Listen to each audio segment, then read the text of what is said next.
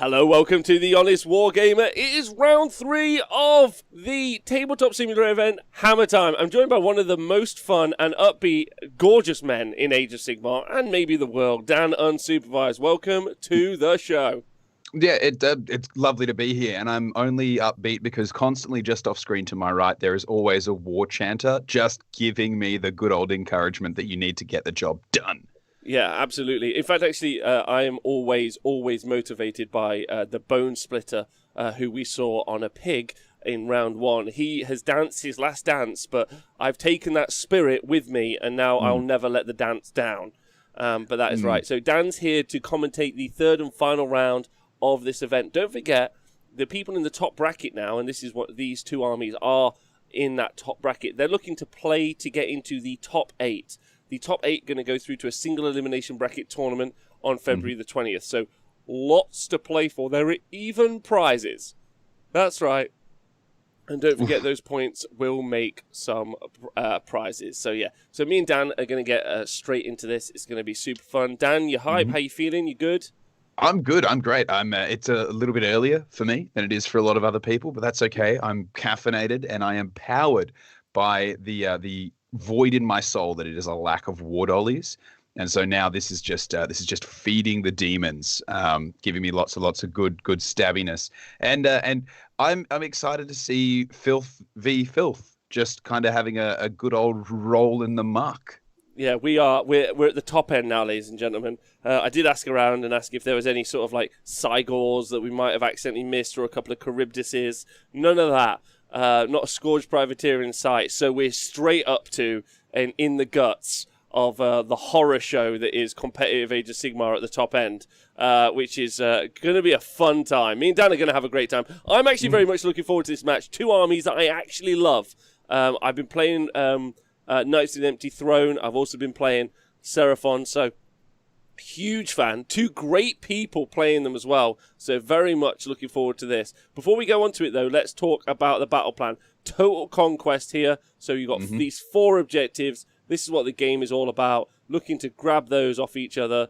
That is, and the deployment zone is kind of weird, janky one. I mean, straight away, Dan, just looking at the board, looks like it's very built for Seraphon. It definitely, this is a Seraphon feeling board. And they're going to love that as well, because it's this the home field advantage. You know, when you've got the team cheering for you, I can just imagine on all of those little ziggurats and whatnot, just a bunch of little skinks there watching everything go on. Just giving them a little clap, being like, hey, good job. Eating some human flesh. I don't know what exactly they eat, but yeah, no, they're ready to go. I reckon that's about right, being honest. We did have a very long and detailed discussion about chickens and dinosaurs last match. Hopefully that won't be going on this game, but you never know. Right, we're going to go through the list. Thank you to Umbra Forever for subscribing. New subscriber, appreciate that loads. Also, thank you very much to Datcom for resubscribing, who's been here for a long time, and I love him for loads. So Stephen AOS says, no guard for Kroak, seeing this list get beat by Deepkin the other week. Yeah, loads to break down. So let's talk about the list, Dan, because lots to unpack here. So Fabian is running the Knights of the Empty Throne list. So that is a Slaves to Darkness sub-faction, and in it he's got the battalion, the Plague-Touched Warband, which means everything that's Mark Nurgle, which is basically everything other than one random unit of Iron Golems, is a Mark Nurgle, and if you hit any 6s to wound against it in the combat phase, you're going to take a mortal back. You do. You're going to take a punch, which is going to be pretty rough. So he's got a Chaos Sorcerer Lord on Manticore, who's got the spell, the Mask of Darkness, which is the teleport spell, as well as, obviously, Mark and Nurgle, and the Plate of Perfect Protection, which you saw in a Maw Crusher earlier as well. So that is ignoring Rend of 1. We've got the Knights of the Empty Throne, Varaunguard, which is a unit of 6, a big brick of 6 of them. There they are. On the tabletop. They look brilliant. And they've got that Grasping Plate and the Inescapable Doom. So you can't retreat from them, Dan. And the Grasping Plate means, of course, that they can pile in from 6 inches. So loads of like little techie stuff you can do just with that. You can retreat out of combat, but still pile in 6. So watch out for that later on. So loads to unpack there as we go through. There's also a Chaos Sorcerer Lord as well. So he's got Mask of Darkness. He's got Oracular Vision. So does the Chaos Sorcerer Lord of Manticore. So they're going to be able to make units. Lots of armor save rerolls and reroll ones coming out of those guys. Absolutely. Yeah, they are super, super tanky. And then they've got those spells. Then 5 Chaos Knights, 20 Chaos Marauders, and 5 Chaos Knights. So really not loads of output. The output, if any, is going to come from that unit of Knights of Empty Throne Varaunguard. And then you've got the Chaos War Shrine, 2 of them, Mark Nurgle, and then a unit of 8 Iron Golems, which is pretty wild. So they can give +1 save from the Chaos War Shrine and reroll wounds, which is something we might see given out as well. I think just looking at battle line, that's a meaty battle line. Like if it just, to me, it looks like a Slaves to Darkness hate sandwich where you've got the bread, which is your 2 5s of Chaos Knights, but I like that the Marauders were stuck in the middle there. 5 Chaos Knights, 20 Marauders, 5 Chaos Knights. It's just it's a girthy sandwich. Yeah, it's survivable, but most importantly, I think it starts off on a good armor save. And then once you start to re-roll it, that's where it becomes really interesting, because really the output from this army is going to come from its opponent attacking you. So you're looking for units that have a weight of dice in the melee phase, and that's interesting when we go and look at what it's marked up against here, right? not quite the melee phase that Nurgle was maybe hoping for. Can we take the opportunity to go and look? Let's just jump over and look at how beautiful, all the different models that we've got going on here. They look great. The Iron Golems look cool. The Chaos Knights. You look at this army and you think, yeah, that guy's really worked hard to hobby here. Yeah, or spend 2 minutes going and get some models. And let's go over to the Seraphon. It looks like crap. It's because it's all the assets pulled directly from Total War, and it's interesting as well. Like you can tell where certain people where they're putting together the files and stuff like that, creating all of them. You can tell where they clearly love their armies.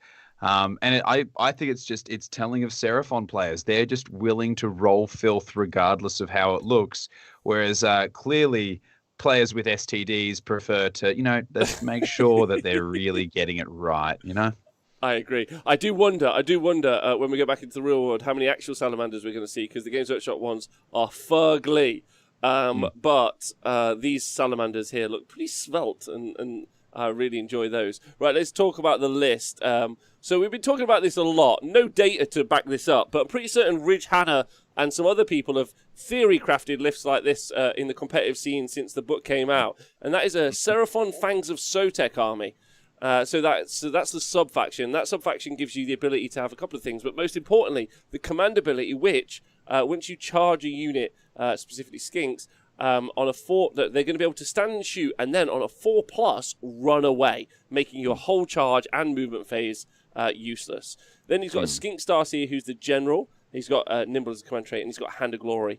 And then he's got Kroak in the list as well, with Stellar Tempest, which is obviously going to be great for dealing with hordes. He's got the Saurus Astroloth Banner Bearer. He's got with the Serpent God Dagger, and then he's got Skink Star Priest and Skink Priest. So he's got the whole cast. So he's got, you can do mortals on 6s to wound from the Skink Star Priest. The Skink Starseer can give you run and charge, as well as +1 save. And you can also you can run and charge because you're in Fangs of Sotek, but you can charge on 3d6 and charge from 18 inches thanks to the Starseer. You also are able you can run and charge not from the Fangs of Sotek, but from the Skink Priest. On a 3-up, you can run and charge. So that's that. Then there's 40 Skinks, 2 times 10 Skinks. There's 3 Salamanders. And these guys have been making a big play now. There's 20 Chameleon Skinks, 360 points, so not cheap. Pretty impressive. Balewind Vortex, Bound Geminids, and an extra command point just to start the game off. Dan, how you feeling? Look, it's a by the numbers, those paint by numbers books and things that, I don't know, I used to do as a child. That's what it feels like. It's like it by the numbers, straight down the middle. It'll be interesting to see, though, given there's a good bit of durability and a good bit of pace in the Slaves to Darkness. That's obviously not going to help them out when it comes to mortal wounds. But between the speed and the piling in 6 and everything like that, it's going to be interesting to see how they go as well. With that plague touched slaves are also going to win the drop. So it'll be interesting where that starts. Mortal wounds obviously don't give two hoots about your decent save, though. No, they do not. No, they don't have any time for it. They're like, we're just going to move straight on, nice and quickly through there, which that's absolutely fine. They can super fine. They can thanks to MJ Pegasus for donating gift subscription to Hail Vectron. Thanks to everyone who has joined us live. Appreciate you loads. I can see a whole bunch of you in here. Jay with Too Many Hobbies, Wolf Priest Kajal, thanks for subscribing. Stephen AOS makes a great point in the chat. Always love to hear your thoughts in the chat on how you think this game's going to go and what's going to happen. That the piling in from 6 inches from the Varaunguard is going to be really nice for getting around the Fangs of Zotek commandably. Also, Kroak, not quite as strong against this army because some of those units, specifically those knights and the Varaunguard, are going to be ignoring... Oh, no, the knights are going to be ignoring mortal wounds. The Varaunguard do as well. Let me just double check. And thank you to Clipudu. Thank you for Clipudu for... Dwarf Penguin for donating 2 gift subscriptions. Thanks, everyone. It's the season of giving, Dan. Getting up to Valentine's Day. Speaking of Dwarf Penguin, brought up a really good question earlier somewhere that I lost in the chat, which is it's game 3 at Hammer Time, and as occurred previously, we need an orc to make itself famous in this game. Or some character to make themselves famous. We had Orc Loves Rock last time, obviously, which was the love story between an orc and his large rock that he was standing on. And I wonder what we're going to see where the love will be tonight. Agreed. I'm very interested to see where the game is going to go and where everything where the story, Dan, where the story is going to take us in this game. We did have a couple of standout characters in the last game, but we're not sure about this game. So they've started to deploy, which is super cool. But while that's happening, and while we see this deployment going down, obviously there's loads of other matches happening around this tournament and around the world. 40 tables right now. 40 tables. Currently, Dan, actually the largest Age of Sigmar event in the world this year. So wow, 2021, off with a bang. It is. Talking about off with a bang, we're going to go over to the lovely Owen Jackson, and he's going to tell us about all the other matchups and other events, and he's going to be updating us as this game goes on. So over to Owen now. Excited to hear from. Thanks, Rob. Thank you very much, Dan. Cheers, guys. So I haven't left this seat for about 5 hours. I won't say anything more about that. Yes, it's been a testing day of rules, lawyering, and cat herding, but all for the love of Warhammer, so I don't care. It's all good. So, yes, round 3, here we are, playing Total Conquest. There are still 16 players who haven't lost a game yet.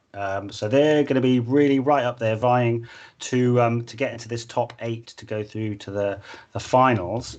Now, I don't know. I know certain people don't like data, but I do. I like numbers and I like analysing things. So we're going to look at numbers and analyse them. So I've had a little look. It's probably a reflection of the amount of times that these armies have been brought, but the most heavily represented in that top 16, we've got 4 Seraphon armies. They're fine. It's fine. Kroak's fine. So that's a thing. There's 4 Seraphon armies. There's 3 Disciples of Tzeentch armies. I'm not going to do it again. We could do it again, but I'm not going to do it again. And then we've got 2 Idnith Deepkin armies and 2 Daughters of Cain armies. And then we've got a few solo warriors. We have a Lumineth Realm Lords army, Sire. We've got the Slaves to Darkness army that we've got on the stream. And then Marcus, I think it's Marcus Rock from the chat, who is a ledge in his own right, but he's also hanging in there with his Living City, doing a great job for the Cities of Sigmar. And then Orcman with his Big War, and then Toggy with the Legion of Chaos Ascendant. So, there's the big bads that you'd expect to see there, but we've got some other armies which are poking their head above the parapet and saying, yeah, we got game 2, we got game. So yeah, that's it really. I just thought I'd let you know, because I know that you as our audience are interested in information. So those are the armies that are doing well. And I'm going to be keeping you abreast of the matchups and how they do, and we'll see our eventual winner. But I think I've rambled enough. I think Rob and Dan have lubricated their voice boxes enough to furnish you with some more insightful analysis. So I'm going to pass you back to the boys in their respective booths. Back to the top table. Have fun. Thank you so much, Owen. That is beauty. lovely. What a beauty. He's a gorgeous man, and as someone pointed out in the chat, thank God his beanie is generating a strong Wi-Fi signal. Without it, who knows how? Because fun fact about the wonderful Owen Jackson is that the internet power required to host these events, obviously. It's Warhammer is a very intense and demanding thing. Like anyone who's physically been at a tournament, if you still remember those, it's intense. Your body sweats. You have to drink a lot of beer to balance it out. He is personally powering the internet to run this event. You can't see, but under his table, he's sitting on an exercise bike that's just plugged directly into the World Wide Web, pedaling for his life to generate the energy we need. Pedaling. Also, most people don't know that, but a hat is just actually just all hair. And actually, that's been crafted in to look like a hat, which is interesting. He will be returning as the game goes on. The event is going on worldwide, as he says, taking part digitally or taking place digitally. However, during this round, there are other matches happening all over. Owen will, of course, be updating it on how some of those matches go. That top bracket doesn't sound like a surprise to me. No one's really sneaking in there with a cheeky Ogre Moor tribes. But that Living City list played by Marcus Rock would be excellent if that managed to sneak through into the top 8. I'd be amazed if that was the case. And quite surprised, actually, we haven't seen as many Lumineth. But, it'll be interesting to kind of break that data down, which we will be doing on Monday. Right, looking at deployment, Dan, lots going on here. It's going to take their time. Both these players wanting to get into that top 8. They know that they've got the option to. So we're going to see some slower, serious kind of deployment going on here. That unit of Marauders safe right at the back. And it looks like Chaos have already claimed the Ziggurat for their own. Yep. I believe there's someone in it as well. I think that I saw there was a sorcerer or someone. They tried to put the Sorcerer Lord in there. I believe it's physically very difficult to, given the shape of the Realm Shaper engine, it didn't really love it. And but we're hearing from the table that the player just gave up, given watching him fall down the stairs so many times, which often is like me every day when I get to work. It's mostly because I don't want to go in there. I fall down the stairs a couple of times. I have a beer and I go home. And then I just say that I was there and Jeff was keeping an eye on me the whole time. Right, so there's some cool little units in here and some nice little combos. This unit of Iron Golem, 70 points on a 4-up rerollable save, are pretty good 70-point objective holders in this list, which I think is interesting. Also, as you can see, this unit of Marauders, they probably going to get Mask of Darkness, so they're going to teleport. Which is the spell that we're talking about, and they're going to get whipped across the board to go and threaten some ranges. Now, there's loads. So there's a couple of teleports on both sides. Teleports normally feature in most of the top-tier competitive armies. If not, it's some sort of crazy movement mechanic or deep strike mechanic. However, talking about teleports, you can't ignore this group of cold-blooded jerks. It is the Seraphon. They've got a free teleport a turn. Scaly dickheads. Yes. They've got the new name for Seraphon, actually, officially from Games Workshop is Scaly Dickheads. They've got a free teleport per turn, of course. And also they've got that brick of chameleon skinks hidden out there who can drop in at any moment. And I think there's a lot of damage can come out of those chameleon skinks. However, there isn't really many threats here that mind the chameleon skinks. Probably the Chaos Sorcerer Lord has got a big target right on his forehead. He's not happy about facing down the chameleon skinks, but everyone else is pretty tanky. He's got 15 wounds in each one of the units of knights in there. The Marauders, they're going to get teleported. They'll be safe until they get teleported, and then after that, who cares? And then the Varaunguard are going to be super, super tanky. They're going to be really, really good. So a couple of questions being asked in the chat. about why there might be two Chaos War Shrines. I would say it's so that you could put two different buffs on the Varaunguard, potentially. So I'm just double checking now, and I'm pretty certain it's right. Either that or the other one I can only think of is when you've got 2 units of knights. I know that they're nowhere near have the output of the Varaunguard, but with, I think, 15 wounds a pop, 3 wounds each, decent save, and a relatively reasonable output for clearing like chaff and mid-strength units. They're not bad either if you give them the save to make them a lot more durable, plus the oracular vision. Suddenly they're not going anywhere unless they're being hit by mortal wounds, and I'm not sure how Seraphon are going to get those. But I think that it could be for that as well, either turning one of those units of knights a turn into an absolute stabby death brick, or making them really durable so that they can just become the speed bump that never quits. Yeah, so this is part of a tournament, to answer the question. It's called the Hammer Time Tournament. If you type !event into the chat, although that doesn't work over on YouTube, then you will see the bracket for this round. The top 8 are going to qualify to go through to a elimination tournament. Dan, I think one of the important parts here is that the fact that everything is marked Nurgle. The Varaunguard obviously have got that 3-up armor save, and giving them using oracular vision from the Chaos Sorcerer Lord so they can re-roll it is obviously brilliant. However, if you use the War Shrine, and because they're marked Nurgle, you're going to be able to give them that even stronger +1 save, re-roll wounds prayer coming out of those guys because they're marked Nurgle. So then they're on a 2-up armor save, re-rolling everything, re-rolling to wound in that situation. Then if you get off oracular visions, they're on a 2-up re-rolling everything, which is obviously brilliant.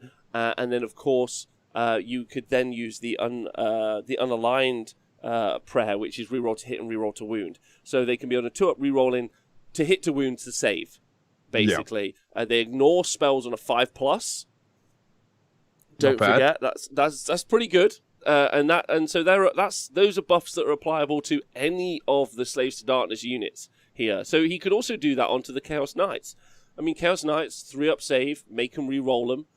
If you wanted to use that Oracular Visions. He's only got the one source of Oracular Visions, I think is the right one. I thought both sorcerers had it, but maybe I'm wrong. And no, they both have it, but there are 2 sorcerers, right? Oh yes, yeah. Yeah, so there are 2 sorcerers here. You've got the boy on foot and the bloke who got upgraded to have a manticore. The Manticore is a really good pick, actually, because one of the things that we saw in the last game, if you guys are interested in any way, is Archeon got hammered by some sharks, which was super fun to watch. I'm being honest, but one of the reasons that we saw Archeon get hammered so heavily by those sharks was because he moved away from the midfield and instead got involved, overextended beyond his buff pieces. Slaves to Darkness is a kind of like hipster pick, but there's a good reason for the hipster pick, really, in that it requires you to play quite well. Everything has to be wholly within, which is pretty big. In order to get the prayer off, you have to be wholly within 18. And so, those knights move 12, and then if they charge, I don't know, your average of 7, they're moving 19 inches, so they're moving out of buff range, really. So you have to make sure you keep up with them. Mask of Darkness, wholly within 12. The Varaunguard are going to buff themselves. That's going to be really, really useful for those guys. Don't forget, because they're marked Nurgle, any 6s to wound in close combat are going to do 2 damage, which is pretty wild. They're also -1. They also give out a -1 shooting bubble. A little, nice little hot take there, because they're marked Nurgle. And so that's going to be really, really useful against this Seraphon list, which is mainly shooting output. The 40 Skinks mainly looking to do all those shots. The Salamanders, they can fight, but they're mainly looking to shoot and do all those mortal wounds and punch through. They'd rather do it from a reasonable safe distance rather than getting right up close in there. I'm kind of interested to see as well where because I have a feeling this looks like a very aggressive turn 1 deployment from Slaves to Darkness. So my guess is that we're gonna see them take the first turn to try and put the pace and the hate on in turn 1. And I'm interested to see where that pushes to, because it'd be kind of kind of interesting if they can get a lot of threats up the board and on Kroak relatively early. Because if we look in that little forest just near the salamanders, you've got the Starseer and the Astroloth Bearer with a priest in there. You've got to assume that Kroak's going somewhere in that area. I would assume that we might see a bit of pressure on him. Well, I think the most important part for this army is to get all of its buffs up. They're going to want +1 save. They're going to want reroll saves. Like, they want all of that available to their army before they engage. They know that they can't do much about the Seraphon's ability to move around the board, so it's going to be super important to just hit them early. If they can hit them early, there's not loads of options for hitting them early. Like the Varaunguard aren't like stellar fast. Ultimately, they're gonna they move. I'm pretty certain they moved 12, but I am going to double check that. I'm pretty certain I'm right. And again, they moved 10. They moved 10, but don't forget they can run and still pile in 6. I think cool. that's the thing. Is like move 10. If you use a command point to auto run, they're pinging along at a lovely little 16, and then with a 6-inch pile in. 22 inches is there. That not a bad little threat range for them, but I have a feeling that the Seraphon are going to be well outside of that. Yeah, they are. They've definitely measured that up, and they don't want that first turn. Now, being mentioned in the chat by Stephen, I hope he's well. He's a lovely fella. The Chaos Sorcerer Lord on Manticore's got a great War Scroll spell. He's got Mask of Darkness, so he's got Teleport if you want Teleport, but he's also got the Wind of Chaos, which is you pick an enemy unit within 18 inches to cast them invisible to them. You roll a number of dice for each model. A number of dice equal to the number of models in the unit. So if you pick the 40 Skinks, it would be 40 dice. Every 5 is a mortal wound. Every 6, they suffer D3 mortal wounds. So it's a great horde clearing spell. So that 40 Skinks looking, or even the 20 Skinks looking to get hit with that. However, Dan, it's time we talked about him. It's time we talked about him. We don't want Are we going to talk about the bony, ragged elephant in the room? Yeah, let's talk about this 320-point monster. Lord Kroak. Is he 320 points? Because I feel like he might be worth more. He is worth so much. But actually, Rob, I hear you, but I'm going to stop you right there. We don't know that for certain. True. How could we possibly? Guesswork. Yeah, how could we possibly know that for sure? We can't. Chat, if you know of any way that we could ascertain the truth, just like the Trade Federation demanded in Star Wars Episode 1, we need a way to for certain know that Kroak is underpointed. If anyone has any ideas, please post them in the chat. Well, listen, there's nothing the Trade Federation could do to stop the Jedi, and there's very little most people could do to stop this frog of destruction. So a Slan is this Slan in particular is actually a dead Slan. He's covered in bandages and died actually in the world that was. So how he's made it here, who knows? However, he is amazing for a bunch of different reasons, and it's the reason we talk about him a lot is he's brilliant. At 320 points, he's brilliant. At 400 points, he's brilliant. He's brilliant. His War Scroll's packed with value. You roll 3 dice at the start of the hero phase, and any 4 pluses, you're going to get a command point. Amazing. They're worth 50 points each is what we spend on them. They're just so good. He's got a natural +1 to cast and unbind, and don't forget, can cast and unbind from anywhere on the board, which is not cast and unbind, but can unbind from anywhere on the board. So he's going to get a +2 to unbind. So he's going to be really good at stopping some of those spells. It's not huge, but it is +2 versus your opponent, which is a thing, right? He then obviously has got his global spell, so his spell that is going to do mortal wounds. So Comet's Call is a spell that he can cast, and he can pick up to D6 units and then do D3 mortal wounds to them, which is great for taking out support piece characters. It's super good. And then, of course, the Deliverance of Itza. He's a 4-cast wizard as well, by the way, which is just stonking. 4 casts, 320 points. Talk about it 1,000 times. When he goes on a Balewind, is there a Balewind? I don't actually even know if there's a Balewind. There is a Balewind. Oh, there is a Balewind. Balewind and Bound Geminids. So his spell is a 10-inch range. He had 6 inches is added to that because of the Saurus Astroloth Bannerbearer. This guy is literally only seeing play. He sees play in some Slan summoning lists. That's not true. But he sees play because he gives +1 to cast and unbind to the Kroak here. With a natural +1 to cast on his War Scroll as well, that's +2. Yeah, so pretty strong. And then it adds 6 inches to his range. On the Balewind, another 6 inches to the range of his spell. So Kroak's Deliverance of Itza, which targets 3 units within 10 inches, goes up to 3 units within 24 inches. It's just amazing.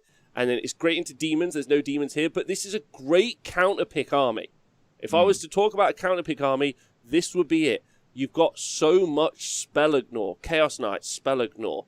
Varaunguard, spell ignore. Yeah, so they're really good against Kroak. I was about to say, I almost feel like this Slaves to Darkness, that with Knights of the Empty Throne, has possibly been chosen as to give it that chance against this list. You would be silly to come in not expecting to see Kroak in some form, and if you're expecting to hit the top tables, I assume that you're assuming you're going to have to come up against it once. It's got the anti-combat to deal with a lot of those punchy lists that we see at the moment, things like eels, 10 sharks, if someone was mad enough to take that. So it's the Plague Touch is going to nerf that a little bit, and with the spell ignores and just the pace and the sheer amount, and I think this becomes like a 3 or a 4 drop. It probably means it's almost always getting to pick the turn. So I think it's a relatively safe choice in that regard for what you're looking to do.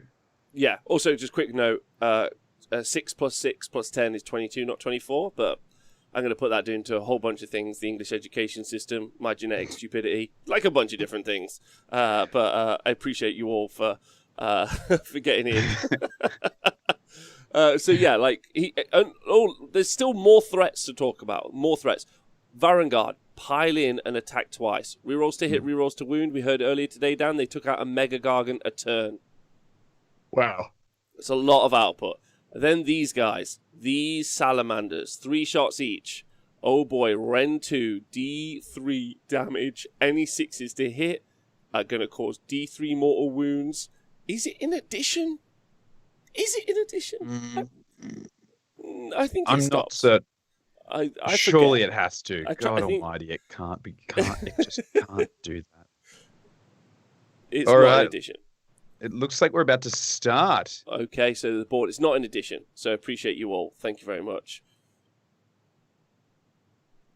Okay. Okay. All right. So. Okay. Right. Yeah. Sorry, it's just our table boss. He's talking. It's in addition. Sorry, it's instead, not in addition. Okay, well, that's great. But those mortal wounds are going to punch through the armor. Super nice from those salamanders. They're very, very good. They've got such good output. It's 4 shots each, so 12 shots coming out of those guys. Hitting on 3s, which can obviously be hitting on 2s. Wound on 3s. Ren 2 D3 damage. So a lot, and they also have that same attack profile, but only 3 attacks each in close combat. Dan, it's wild. The wildebeest is all I'm going to say. It's just a lot of output, and as you can see here, Seraphon player not too stressed. He's marked out. I don't know, if I was Slaves to Darkness player, maybe I'd want to take those Marauders and teleport them. Where is that Chaos Sorcerer Lord? He's there. Is he in range to teleport the? I believe that looks like what we're measuring right there. Yeah. So he's in range to teleport the Marauders. Maybe he's intention. I don't know. Would I would I teleport the 20 Marauders to just? I would. To turn take 1 out the Sallies. Turn 1, because I think that's the thing, is if you charge and you line them up long enough so that they're hitting the Sallies, Kroak, and the 10 little skinks there, you can be putting enough pressure to kind of pull it around, I guess. That would be my assumption of where to go with it, because I think you can't let the Sallies get through turn 1 without putting a bit of pressure on them. Yeah. I think that's a good idea, actually, to push in super hard. So I think we are seeing, yes, so choice has been made by the Nurgle forces. They have taken turn 1. So it is off, ladies and gentlemen, which is time, Dan, for my favourite thing. Twitch chat and Dan, who are we rooting for and who do we think is going to win? It's your time to call it now. You don't get to do it another time. Where are you at?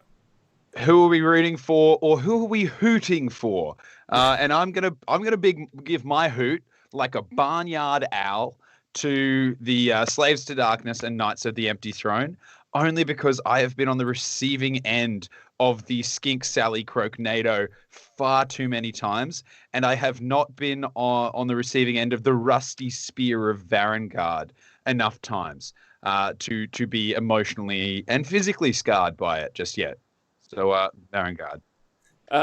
Literally, so the chat is anyone but Kroak. It's all Knights of the Empty Throne. So they're against it in this situation. So let's see. But they're taking the first turn. Look at this. +1 save on the Varaunguard. Reroll saves and reroll to wound. Pretty good start. 2 up, rerollable save. There. That is no messing. It's pretty significant, right? On 30 wounds. On 30 wounds. They know what they're pushing out. I mean, the reroll saves and all of that jazz is going to be great against the deluge of bolt spitters and spitty flamey things that are coming their way. However, I don't think that Slaves to Darkness could give away the first turn, because if the Seraphon had a turn to spread out those skinks, they would just block any teleporting marauders. They're going to lock up any charges that the Varaunguard or the Knights might want to do. They really needed to put pressure on them early so that the Seraphon have to react and can't get much board control. Yes, yeah, of course. Now, there's a couple of things we also haven't talked about in the chat as well, which is worth.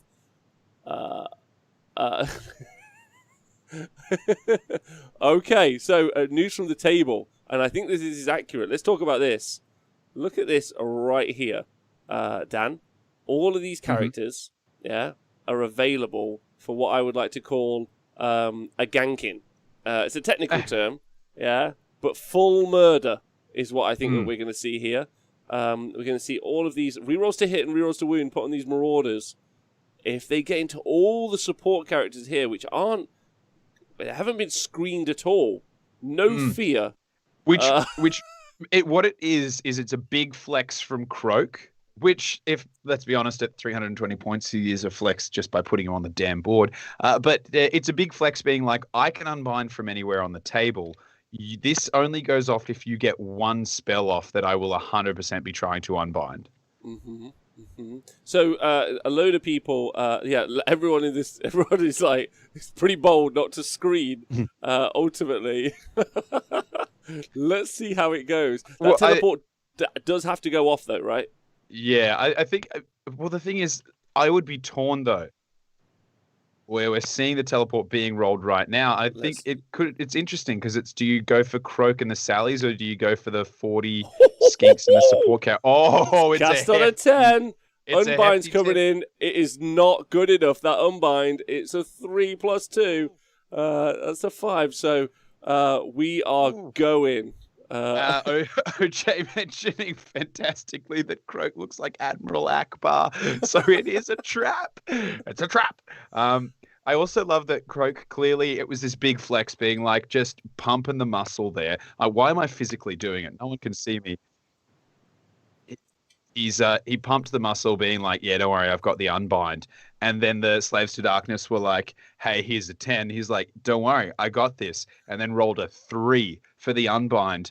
And we have just heard from the table that Kroak, in his infinite wisdom of the cosmos, 320 points, who knows about the data of his costing. However, he was not smart enough to remember that the teleport existed and completely forgot it in deployment.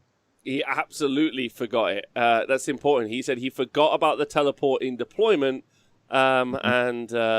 So... I don't hate this. If I'm gonna, you know what it is? There's a subreddit down that I'm. I'll go on after you. It's because they're cold-blooded animals. They need some time in the sun. The question is going to be, though, what do you put those marauders into? Yes, you can pick all of those support characters and just give them the worst time, but are you tempted to go into the unit of skinks, which means they're going to get to stand and shoot and potentially run away? No, there's not, though, because he hasn't got any... Did he buy any CP? I don't think he's listed to start. Yeah, he bought 1 CP to start with. Okay, so I'm just going to put that on the board for him so he doesn't forget. would 100% be hoping to get them into the salamanders so you could try. I mean, you have to scratch off all of those damn skinks in the unit first before you start hurting the sallies. But I would be trying to put them down. Now, one of the amazing things about this Marauder unit, and as Granaldi has pointed in the chat, none of you need me to tell you, but it's worth adding to the drama. Not remembering this is a bit of an issue. Having that CP so he can roll that Fangs of Sotek ability is also great. But look at this. These Marauders are 9 inches away, and you're like, how the hell are they going to roll that? That's, you know... Yeah, a 9-inch charge is not a particularly 9-inch reliable. charge is not good. I used to fail it all the time with my damn prime. God, well, Dan, let me give you some special rules, which is you turn the lowest dice roll into a 6, and then you add plus... Do you add +1? Yeah, you add +1, I think, is the Marauder's special rule. So you are automatically rolling an 8. So the only way you fail this charge is a double 1. It's the only way you fail it. So, yeah, it's got a 91.6% chance, thank you very much, Ferior, in the chat, 91.6% chance of succeeding, which is pretty damn high. I'm not going to lie. And it looks like he's lining up the Skink Priest, the Skink Starseer, and the Skink Star Priest are looking like they're going to get murdered. Now, we saw 20 of these run into Nagash not long ago, and they killed him alive to dead in a turn. They've got 2 attacks each. They've got Rend 1, and they are now going to be hitting on 3s, re-rolling, wounding on 4s, re-rolling. So that is 40 attacks coming out of this unit of Nurgle fellas. I mean, the good news for if you are rooting for Seraphon, I think for the one person who's rooting for Seraphon, is that they're all in cover. So at least they're getting +1 to their save. But Rob, which of these characters would you be prioritizing maximizing attacks on? Because I'm are you asking like me about? Are you talking to me? Are you talking to me about who I would go for? Like because it's a good a good strategic choice, or who because of who I hate? Like I'm going to go with strategy because if it's who I hate, it would probably be the smaller ones because they annoy me. But personally, like I'm thinking the Astroloth Bearer just to reduce Kroak's effectiveness in the return turn. Yeah, it's the Star Priest is the super important one. So who is a little bit more safe here because he gives the best buff available, and also there's no real other than salamanders. There's no real rend in this army. So where the damage is going to come from, it's going to come from mortal wounds, and that's going to come via the Star Priest. So he's super important. Astroloth Bannerbearer is also obviously super vital as well. He's a little bit more tanky and he's in cover as well. I still think the Marauders should go through him. But if the Marauders do go into the Astroloth Bannerbearer, they're bringing the Salamanders in, and the Salamanders are just going to one-shot them pretty much off the board in close combat. So he is going to be losing the Marauders, and I absolutely see this. I mean, this could be a really good bait. This could just be a really solid bait to bring out the Marauders, which is one of the teleports, because ultimately, the Knights are fine in a fight, but not brilliant. So there are 2 real output threats available to this army. It's that unit of Varaunguard, and it's those Marauders. Everything else is kind of like, it's chippy damage. It's not like whatever. I guess. But maybe remember, these Marauders, if they get into combat with the Sallies, the Plague Touched is something going to come into play with the 6s doing mortals back to them. Yeah. The other thing as well that I think is probably a good move here is by flinging the Marauders forward turn 1 like that, they're going to be enough of a problem and do enough damage this turn that the Seraphon are going to need to spend their first turn dealing with the Marauders in their midst, which means that the Varaunguard and the Knights are kind of going to go through without getting hurt too much if the Marauders are being dealt with. So it's going to put them in a pretty decent spot. It's really, really good, actually, looking at this on the board. And then if he puts the Varaunguard, like you say, if we run the Varaunguard into the middle of the board, then we put the 2 units of Knights on the objectives, really the Seraphon army has to clear through the Varaunguard and the Marauders before it can start to deal with the Knights. And then it really depends on how quickly they can do that. And then they're just going to be scoring points hand over fist in the early game. However, bodies on the board, Seraphon do have it at the minute. That brick of 40 can outscore on an objective. However, a couple of things we haven't talked about. Kill the Varaunguard. On a 5+, he's going to be able to bring 3 of them back thanks to a command ability, which is pretty nice. And then also, this Varaunguard unit has got access, the heroes in this army have got access to a command ability in the sub-faction where they can reduce the number of models holding an objective as well. So that works really nicely into hordes. So their low model count isn't much of an issue. I think what will be interesting is how undefended this backboard is. Ultimately, Chameleon Skinks aren't going to mind just blipping through these Orc breachers, these Iron Golems. But they do have a 4-up rerollable save. Like that is something to talk about. The thing is, though, that it's 20 Chameleon Skinks as well. It's not often you see like 2 5s or maybe 1 10. 20 of them, it's a commitment to them pushing off of objectives or like one-shotting out characters. So the sorcerer might find that he immediately gets filled full of little spitty death. However, I think by that point in time, he probably will have done everything he needed to do. Yeah, I think there's. I agree with you. It's going to be very interesting. Look at the aggressive, and this is very fun to see. Aggressive Chaos Warshrine play. It's they're great support pieces and buff pieces. They can kind of fight okay as well. But you tend to see the Warshrines first played by people. They're played a little gingerly, but as time goes on, just aggro those Warshrines right at the board. Get that DPR save because they give up a 6+ DPR save in a bubble and just run them at your opponent, right? And I love that you and I are basically just sitting here being like cheerleaders, like be aggressive, be aggressive. Like that's kill it. We're just the frog. Kill the frog. Yeah. The only shame, and I hesitate to say it because I know that that's all we'll see in the chat for the next 5 minutes, is that without Archaon we can't put the frog in the sword.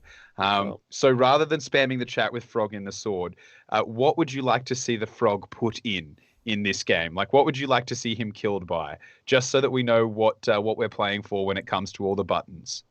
I want the Chaos Warshrine to beat him up. Just stamp on his head. That'd be so fun.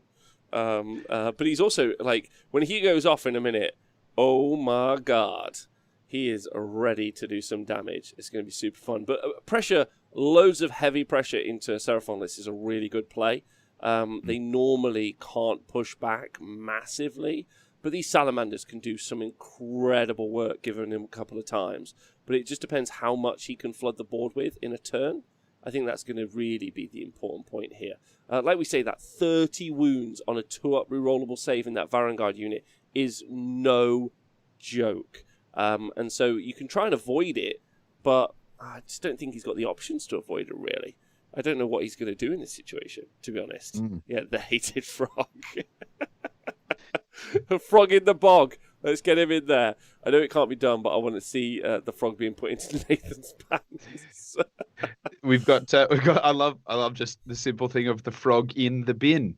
We're about that. Frog underfoot. The toad in the road. Actually, I dig on that one. It's just make it roadkill. It gets trampled underfoot without nary a second thought. Toad in the road.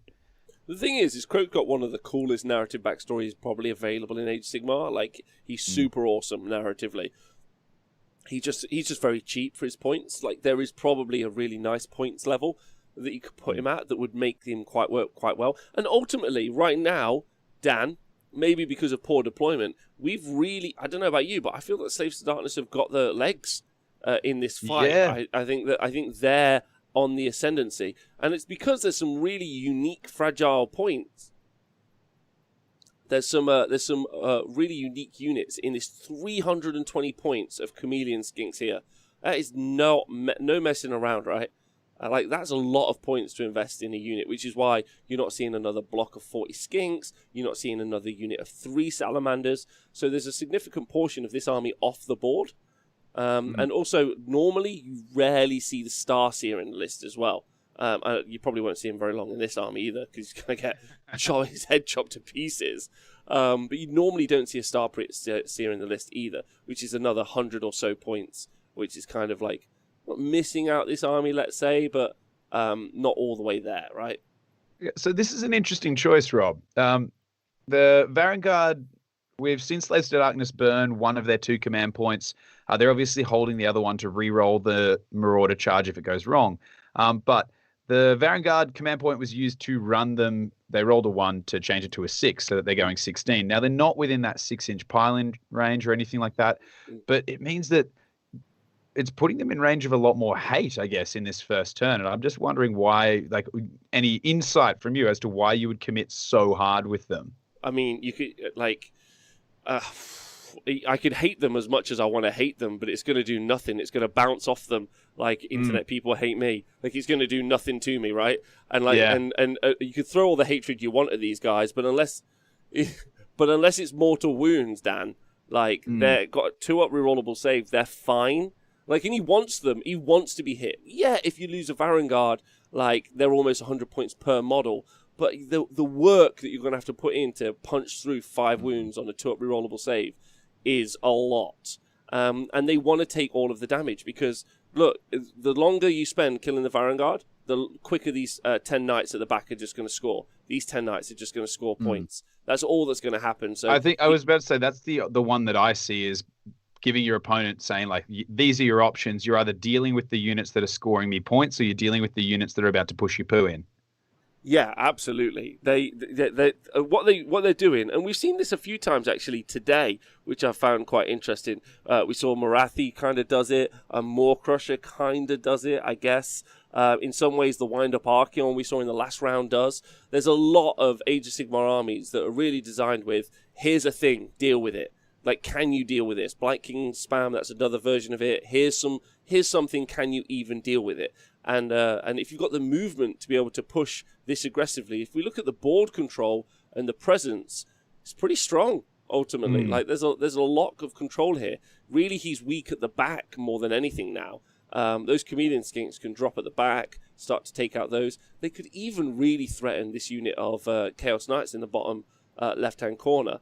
And so it's driving into that castle as quickly as possible while waiting for the... You can't do anything to stop these deep strikes. You can't do anything to stop those teleports. So your best plan is to just try and like punch the place where it's all coming from. Just hit him right in the brain, Dan, is the plan. Just in the brain case. That's it. Right in the brain case. Yeah. Smart move. Okay, and the Chaos Sorcerer Lord is garrisoning the Realm Engine. He's going to desecrate it, Dan. He's going to Nurglize it. Which, let's be honest, we know what, like, desecrate, like how Nurgle would desecrate something, and it's not something that you ever want to sort out afterwards. You know, like you just burn it and let it go. You're like, that's fine. What that also does, popping him in the engine there, that's clever because it means that the whole engine you now measure 9 from. So that's going to pretty much block out that whole back, like the Chameleon Skink's trying to pop up in the back corner. Yeah, so here we go. Marauder charge. Let's see what they roll. 1 is bad, ladies and gentlemen, but he's got a command point. So he's giving that a good roll. So that's an 11-inch charge that he's just succeeded there. Looks like a 4, but is an 11. So he's in. So I've just added the 6 there. There we go. Yep, good. Good. And again, just for anyone who doesn't know, just in case, Chaos Marauders turn the lowest dice into a 6. So you already start with a 7-inch charge. You get +1 to charge as well because of the banner. Because for some reason they forgot to overlap the rules. So that's. I mean, it's really good. Look, measuring up the Astro. Now the important point is the Salamanders. I've seen it being talked about in the chat. Do you want to go into the Salamanders? I think that's an interesting point. You can actually force a bravery check on the Salamanders. No, he's got a CP. He has got a CP. So, like, I mean, making him waste it might be nice. You can generate quite a few back with Kroak and the other supporting caster characters, although they're probably dead. Starseer gets 1 on a 4. The Star Priest gets 1 on a 5. Kroak will get 3 on a 4-up. What's the range of the Fangs of Sotek shoot and run away ability? Is if you complete a charge within half an inch? Yes, but it's on a Skink unit. Oh, more just the reason I was asking is how close can they get to that big blob of Skinks in the backfield there before kind of letting them take a pot shot? So it's within 3 inches. All right, cool. So you might want to stay outside of 3 and then just pile on in. Yeah, thank you very much, Eric, in the chat. So yeah, 3 inches. So that they can't do it. So the guys are just measuring the intent. Like, I don't want to be inside 3, which I think is super fair. Look at these Marauder models. They look sweet. They look great. They're from Total War. They're the Total War sculpts, right? Pretty certain. No, these look like there's someone's converted, because that's a Blood Reaver model that's been converted. It looks like someone's converted Blood Reavers, and this is their own unit. Okay. Oh, the Manticore Lord model. Just stuck on top of a Manticore. That looks great. That works really well for me. Yeah, it's kind of cool. I love that TTS has become popular enough that people are now importing their own models and their own images. Like, have a look at the Sorcerer Lord as well. That's clearly someone's conversion that's been put together, or a few models that have been chopped and slid in as well. Well, as time has gone on over the TTS events, more and more people have learned how to put models into the game. So we've got a better and better suite of models as time has gone on, which has been super cool.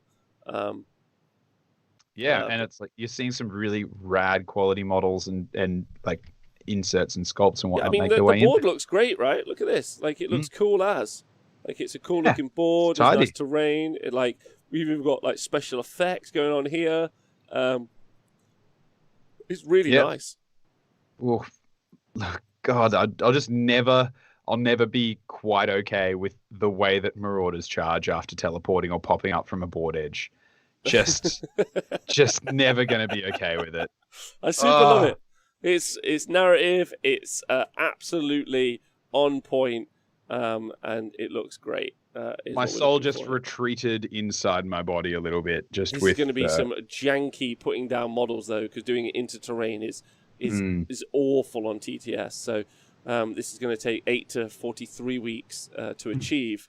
But when they finally do, there's going to be some good murder. No other charges to come in. So this is going to be the only charge. Put these guys in, and then probably lift the Starseer, the Skink Priest, and maybe the Astro.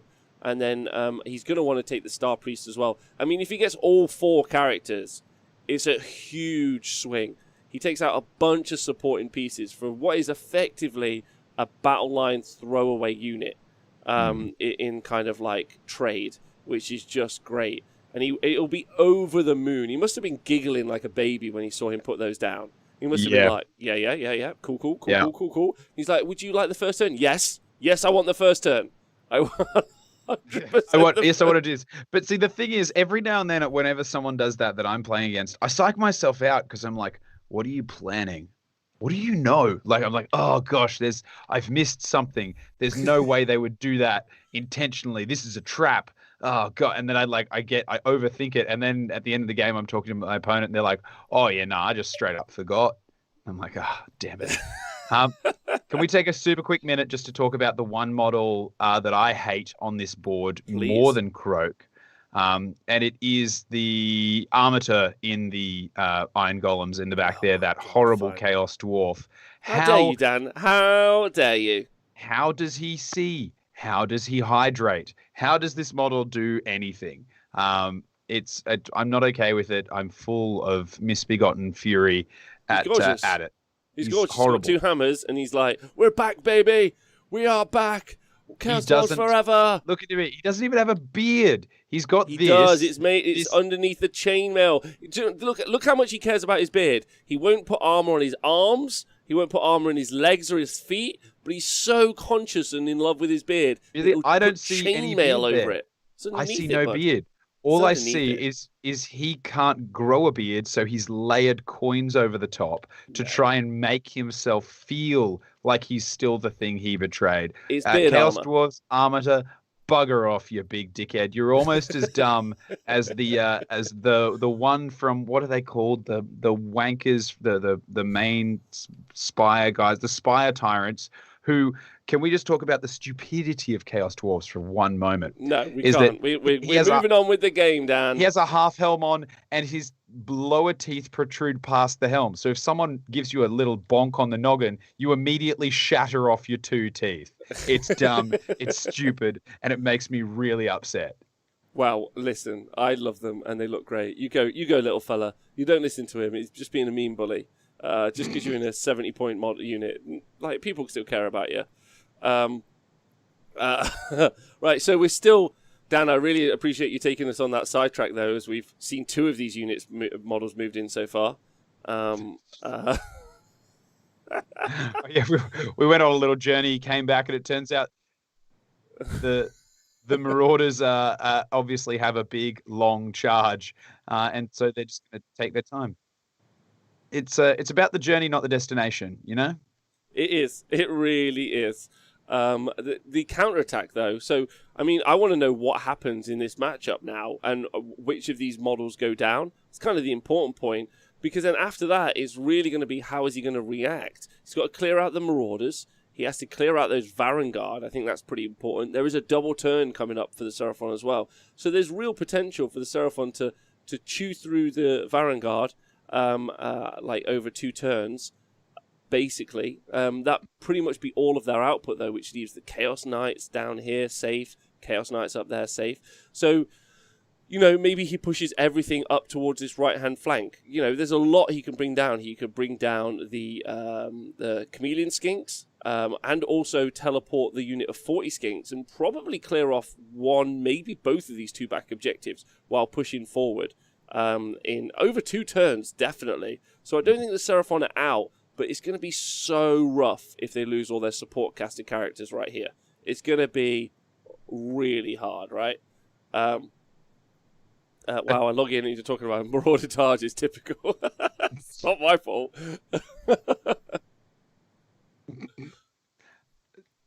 There seems to be a gigantic unit of Chaos Warriors that's just appeared out of nowhere. They're just using them to measure. It is the kind of right. Owen likes to call this millimeter hammer. Is where we've ended up. It's where you get real specific what can get in range, which is obviously a little bit easier when you've both got your hands and your little combat gauges to be able to do the measuring. It's a little bit more difficult here because you have to do it time and again, like 20 times. So it is one of the things that is a little bit slower on TTS, especially when you have terrain like this that you can kind of like stand in, which is why another reason when I do the TTS games on here, I just pretend all terrain is the floor is lava and you can't go on it, basically. The floor is lava. Which works for me. A lot of attacks to come out. Let's talk about Skinks, because they need talking about. I know people know, but it's worth talking about them again. So these Skinks here, they have got, how are they kitted out, actually? That's the great question. So they've got clubs and bolt spitters. So the bolt spitters are 16-inch range, and they're 5s and 5s, no rend, and they do 1 damage. And then you can, but it's 1 attack normally, but when you've got over 15 models, it's 2 attacks. You can have +1 to hit from the Star Priest, so it could be 4s, and any 6s to hit are going to cause you mortal wounds. So you can do so much work with that unit of 40, because that's 80 shots hitting on 4s, and then any 6s to wound or a mortal wound. And then they go into close combat, where you end up with another +1 attack each as well on those. What have they got? Did I say clubs? Clubs. So if you did get the +1 to hit off, that would be another 80 attacks, hitting on 3s, and then wound on 4s. Again, any 6s to wound would be a mortal wound. So it's just so good. Really. The Saurus Knight, thanks for subscribing. Go on. The one thing that Skinks were lacking was combat. So it's good to see that they have that as an option too. Yeah, there's loads of a lot of what we're seeing here in this charge is super important, and the reason it's super important because, as Archeon the 3-Eyed King says, and it's a very very good observation. It's not that the Skinks are necessarily themselves brilliant, although they're pretty good. It really is the overlapping buffs you can give from these characters, which don't require CP. They're not a prayer. There's a lot of abilities you just pick in the Seraphon book, which is super unique. Super unique. I mean, I know we're against another army that's oracular visions and it's just like pick reroll saves, which is massive, which is why you can see that Chaos Sorcerer all the time. But the War Shrines, to get their buffs off, you're casting spells. To get demonic power off, you're casting spells. So like a lot of the abilities that you see going off here from the Seraphon are just either automatic, like you see with the Ashloth Banner Bearer, or they just they pick a unit and do a thing. So there's only really one ability actually in all of these that's a spell. But there's 2 great spells in here. +1 save on a unit, and another spell is -1 to hit. I mean, probably the first 2 spells I want in any battle tome, right? Yeah, it's like, oh, what do you want? I want you to not be able to hit me, and then when you do hit me, I want to make me better at just ignoring it. And you're like, there's really nothing else that hits the top tier points quite like that, except maybe the ones that lock your opponent in place and stop their movement. they're the key to. Yeah, absolutely. Right, we're still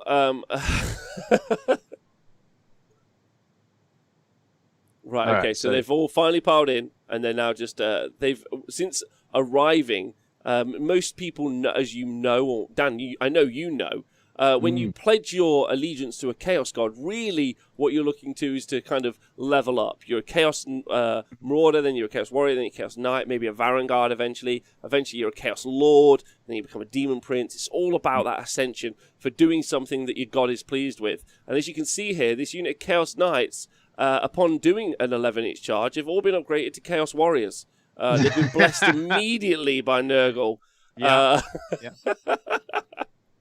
And immediately have upgraded, which is great. I'm super happy for them. It's nice to see someone on that journey, right? Like they just all magically grew armor, fur, capes, helmets. Like it just popped out of their bumholes, which is just good for them. They charged 11 inches after rolling, I think, a 1 and a 4. So bless them, the love and the places that they've been.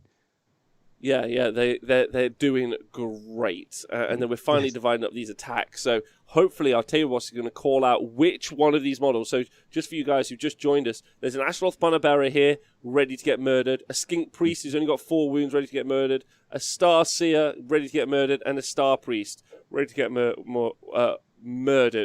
And I guess the real question is for everyone in the chat: do you want to see them all die?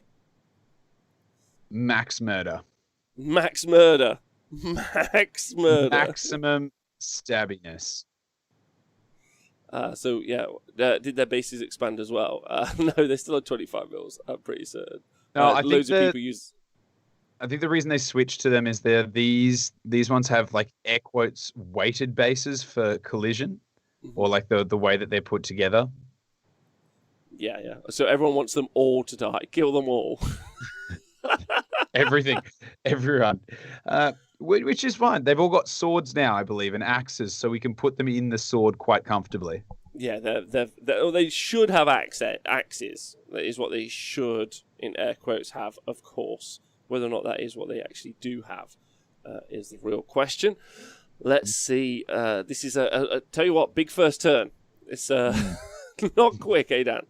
No, but it honestly, we could see the Seraphon force pretty much crippled in this first moment. Yeah, it's going to lose. It's going to lose probably. If it loses every one of the characters, it loses over 100 points of models, like maybe nearly 200. No, it's more than that. It's significant. let's break it down. So Skink Priest is 70, Star Priest is 120. So we're up to 190. The Azeroth Banner Bearer is 140, so that takes us to 330. And then the Star Seer is another 140 points as well. So 470 points is available, is what we're about to lose. So a quarter of the army for a trade-off against the Chaos Marauders that are 160 points. It's pretty good. Yeah, that's a hefty flex. Yeah, it's... So one on the Astrolith so far, but we'll see if they all die. We'll keep that track. Thank you to everyone for joining us live. If you are excited by this and enjoying the coverage, this is Dan has joined me and Matt's our table boss today. We are also live tomorrow for 3 games for the narrative kind of more fun version of this match play event, which tomorrow means everyone has to take Mega Gargants. It's going to be a weird, janky day full of fun. Every single list needs to contain at least a Mega Gargant, which I'm insanely excited to see. Yeah, so just join us tomorrow for that. It's going to be really fun. We'll try and keep the energy up and have a great time, and we'll see what this is. So here we go. Oh, I'm so excited for this, Dan. I want these guys to murder. Come on. All right. Let's give him a breeze block of pain. That's not good. Where's the rerolls? Does he remember the rerolls? Does he remember the rerolls? Just I can't help him. I'm just going to let him live his life. If he's not rerolling them, then I've got nothing to say. I hope he is. Table boss, is he? Yes or no? But don't tell them what I've said. We'll see. A table boss maybe has gone for a moment. We'll find out what that is. He might be back. I hope he'll be back. Dan, are you here? Let's hope. I would never abandon you. Appreciate that. No, but Yeah, I think it looks like the Marauders are chopping, but did they remember in their upgrade to going from Marauders to Chaos Warriors, have their axes possibly blunted? Is that what we're seeing? We'll find out. I'll tell you what is going to give us an update in a minute. The Varaunguard couldn't attempt to charge because they ran. So they moved 10 and then they ran 6 inches. So we're just seeing how this fight is going. Don't forget the 20 Chaos Warriors do have Rend 1 as long as none of them died. Or Chaos Marauders, sorry. I've got Rend 1 as long as none of them died, which is also going to be pretty impactful as well, ultimately. Did they remember their rerolls, Matt? All right, perfect. All right, that's great news. Great news. Not that I'm biased. Like, what? Okay. These. Okay. So the Skink Priest has survived, ladies and gentlemen. The Skink Priest has survived. The Saurus, the Astaroth Banner Bearer has only had a couple of guys attacking him, to be fair, so he's also survived. The Star Priest, though. That Star Priest looks like he's standing in a circle of stabbiness. So for him to have only taken a couple of wounds. Priest. Oh, well, yeah, sorry. 5 went in Skink Priest, so that's 10 attacks. So that's 10 attacks. All right, so hopefully we see some dead scalies. Which is it's always nice. I would have preferred to see the frog in the sword or the frog taken off the board turn 1, but I realize that was hoping for something that I'm never going to see. Yeah, I was, but don't forget they're also in they're in cover as well, and being in cover does also mean that you add +1 to your save, so they've got that advantage as well. So that Rend is really negated by all of these characters being in cover. So the Skink Priest not dead, which is heartbreaking for the chat. The Skink Starseer about to be attacked. It looks like the Skink Starseer most likely to go down, but probably I would say that they're not going to risk the Starseer making it to see another day. I'd agree with that absolutely. So we're just waiting to see these dice rolled out here, and then baby. Just want to see them go away. Take some of the pointy lizards off the board. That's all we want to see. All we're praying for is death, and I hope they use the flick function. Those who've never used TTS, there is a function you can use where you just drag to increase the power, and then when you release, it flicks the model off the board with the fury of a hurricane.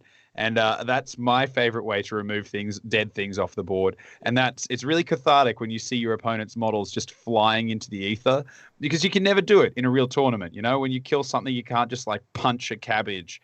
But with this one, it's kind of fun because you just get to see whole units slam into each other. So if we don't see the Starseer go down, he's got a couple of he's got a very interesting spell. You can have +1 save to your units, which is pretty good. You could make those salamanders have a 3-up save.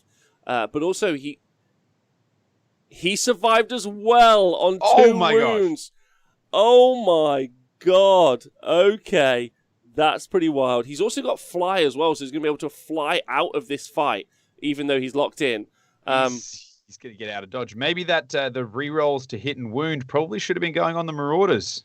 They are on the Marauders. They've got rerolls to hit and to wound on them. Oh my gosh. Okay, yeah, well then never mind. So it's the +1 save from cover is what we hear is what's really helping them out here. So Dan, maybe !bait is not actually it's not false, right? Yes, just as planned. Yeah. Damn it! It was a Kroak was a honeypot. Kroak honeypotted us with this. That might be what it was. I mean, there is some advantages here. Like, this is a Plague Touch Warband unit, and so if the Starseer does attack back into the Chaos Warriors, he can mortal wound himself off, as could the Skink Priest. I think that's really important as well. But if he doesn't, the Skink Starseer's got a great little spell that he could throw onto the Varaunguard, which is -1 save, which would take him back to that 3-up rerollable save. But that's... So the Star Priest is also alive, ladies and gentlemen. Oh my gosh. Everyone is back down to 2 wounds, but not a single dead frog. Now, those frogs have still got to attack back, so the Skink Starseer does have 2 attacks, for instance, so he could potentially mortal wound himself off. But we are seeing the Sallies come and come for a little chompity chomp and a little nominy nom. Oh dear. This is the salamanders are now about to go in, and we might see some dead marauders. Listen, we all need an emotional pickup after what we just saw. Not a single dead lizard in that pile. It's pretty rough. So, with that said, let's go over to a man that will lift all of our spirits and all of our hearts, Mr. Owen Jackson. He's going to tell us what's happening at the rest of this event. There are over 80 players playing at this event, looking to make it into that top 8. And Owen's going to let us know what's happening at all the other events, all the other matches. And he's going to tell us right now. Thanks, Rob. Thanks, Dan. I thought it'd be good to save the viewers from the eternal boredom of seeing some marauders not kill those pesky lizards. Oh, God, they're so good. Anyway, yes, so we're 90 minutes into the round, and I don't think that many of the other tables have progressed much. I think we're in for a long round 3 here, peeps, so buckle up. Just looking around, we have actually got 1 result in. I might wait for Rob to come back because he'd like to hear about that one. So, yes, there's been a few bits and bobs happening around the tables. I can give you all the matchups on the top 8 tables, just so you know what's going on. We have Big War versus Legion of Chaos Ascendant on table 8. Daughters versus Seraphon, Dracothian's Tale on table 7.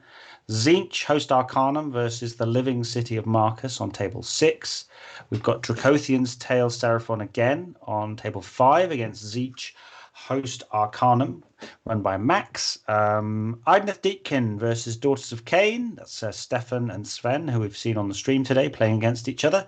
And then we've got another Seraphon, Fangs of Sotek. It's very popular. I think Fangs and Dracothian's Tale are the ones which are doing really well today. Playing against the Sword of Japan, the secret Japanese identity of Stuart McCowan. So that's Seraphon, Fangs of Sotek versus Tzeentch, Host Duplicitus. Lots of mortal units. They've got 6 Varaunguard in there. So Varaunguard, very popular choice at the moment. A real pisser to paint, but a doddle to play, it seems. Or at least they're very popular. And then you've obviously got Fabian and Ridge. I'm sure that they've maybe rolled a couple of saves in the time I've been rambling at you. And then finally on table 1, Idneth Deepkin versus the double tap Sire Lumineth Realm Lords. So that's the top 8 tables. There's a couple of players that we haven't really heard about today, and they've been hovering near the top, but a couple of draws just took them out. So Matt Mallow, he's going to have a cracking day with his Silverdeath. He's had a draw against Tzeentch in the last round, and now he's rolled into the immutable Benjamin Sava with Lumineth Realm Lords. So if Matt gets a win out of that one, I really do think he's ascended to some sort of Warhammer godhood. So look out for that. And then Colin Cochran, an absolute gent on the table.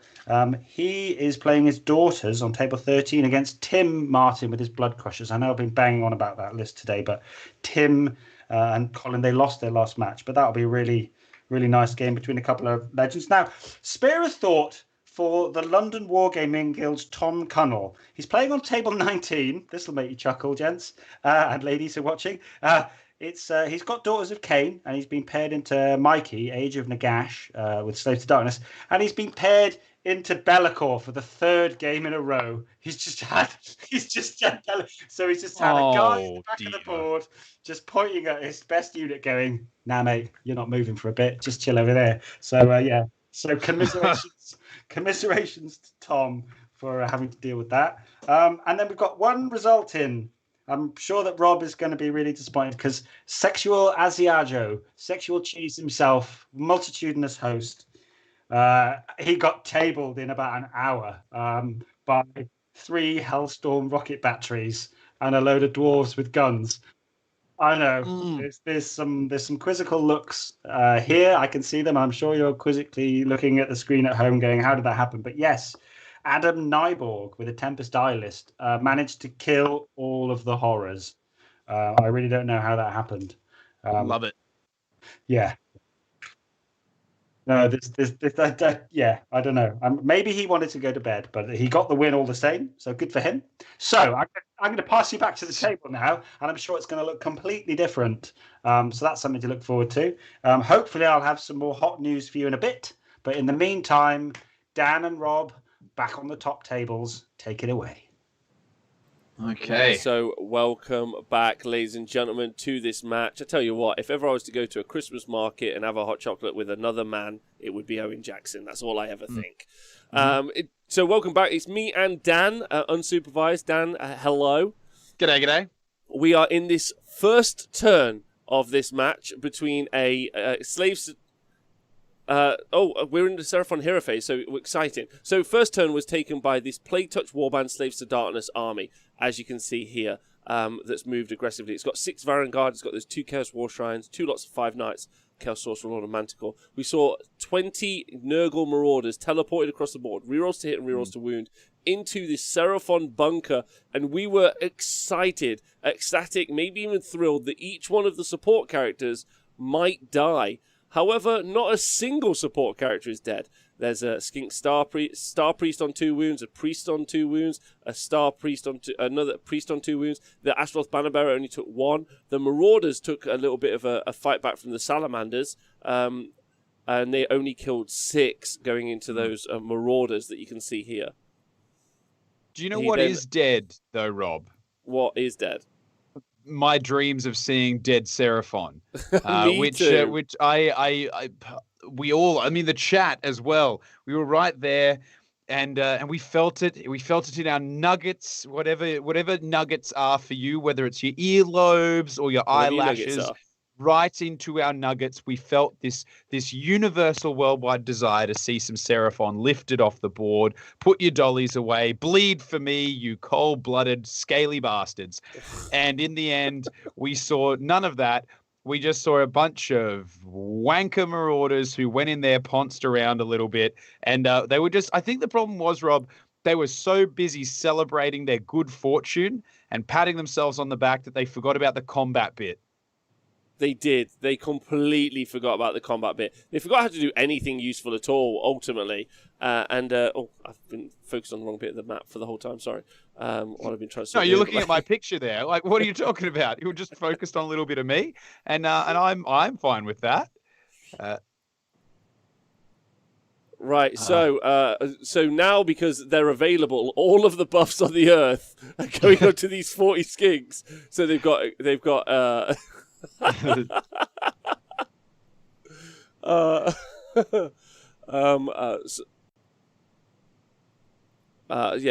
what we're getting here, we're getting +1 to hit and +1 save onto the Salamanders, which is pretty good. So they're on that.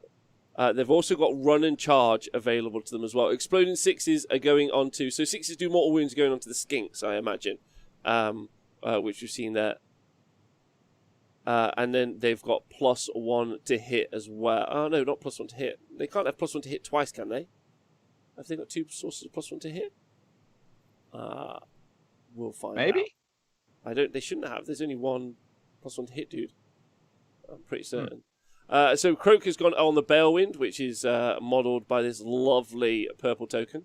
So there we go. The Kroak is forward now. And he's got a couple of good spells. Not really anything overly useful for getting into the units that it's facing. And don't forget all of the Chaos guys, Dan. They're going to ignore spells on a 5+, right? Mm-hmm.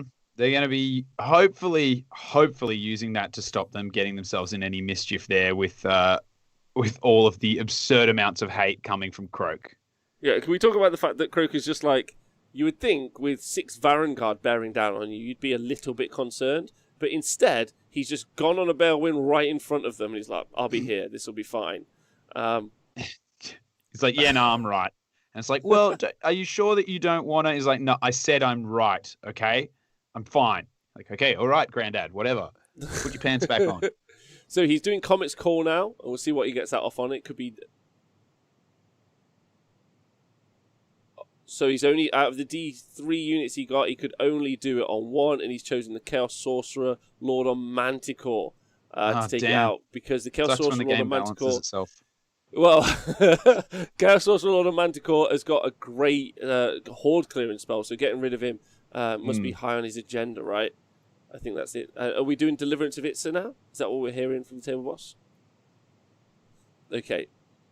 Celestial Deliverance, sorry. Oh, that's the old name. Sorry, I'm an old Hammer player, as you could guess. So Celestial Deliverance is being cast. And then he's going to be targeting 3 units. Let's just read this out, because it's a super fun spell that we should talk about a little bit more. Coming out from Kroak. Here, Dan, he has got Celestial Deliverance. You pick 3... you can cast it 3 times, and you pick 3 different enemy units within 10 inches, but now, because the Astaroth Banner Bearer and the Balewind, it's 22 inches, and on a 2+, they suffer D3 mortal wounds. So he could do that, and he could do that 3 times. So really, he could potentially do 3d3 mortal wounds into anyone within 22 inches. So loads of options. Okay, so we've seen 3 mortal wounds go into the Marauders, and we've seen 1 go into the Varaunguard, and they obviously haven't ignored that because they can. I would imagine we're going to see 3, like all 3 of them will hit the Marauders. You want to clear those out as much as he can to free up the Salamanders, which it looks like they're still within 3 there. So the Varaunguard have ignored that. So he's going to cast his spell 2 more times, is what he's got available. And he's also got another spell to cast because he's cast the Balewind, so he's on there. Here we... So, D3 on the Marauders. So who's he targeted? The Marauders, the Varaunguard, and the Chaos Sorcerer Lord?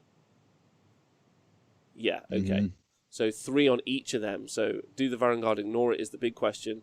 Looks like they don't. And they also, don't forget, they've got that 6-up DPR save coming in from the Chaos War Shrine. So they're going to, like a Disgusting Resilience, they're going to be able to ignore spells. Well, not ignore mortal wounds or any wounds, really, on a 6+. So really nice to have that there and available. So it does give the Varaunguard a 5-up ignore and then a 6-up DPR, which are different. You can't now take multiple DPRs as of GHB 2020, but you can do an ignore and then a DPR roll. So that's really useful. Okay, so the one Varaunguard is down to 3, and the Sorcerer Lord is already taken 5 wounds, so he's down to 7 wounds left, and we've got it to cast 1 more time. Oh, okay, so that's all of those casts available there, and again some more Marauders picked out there from that unit.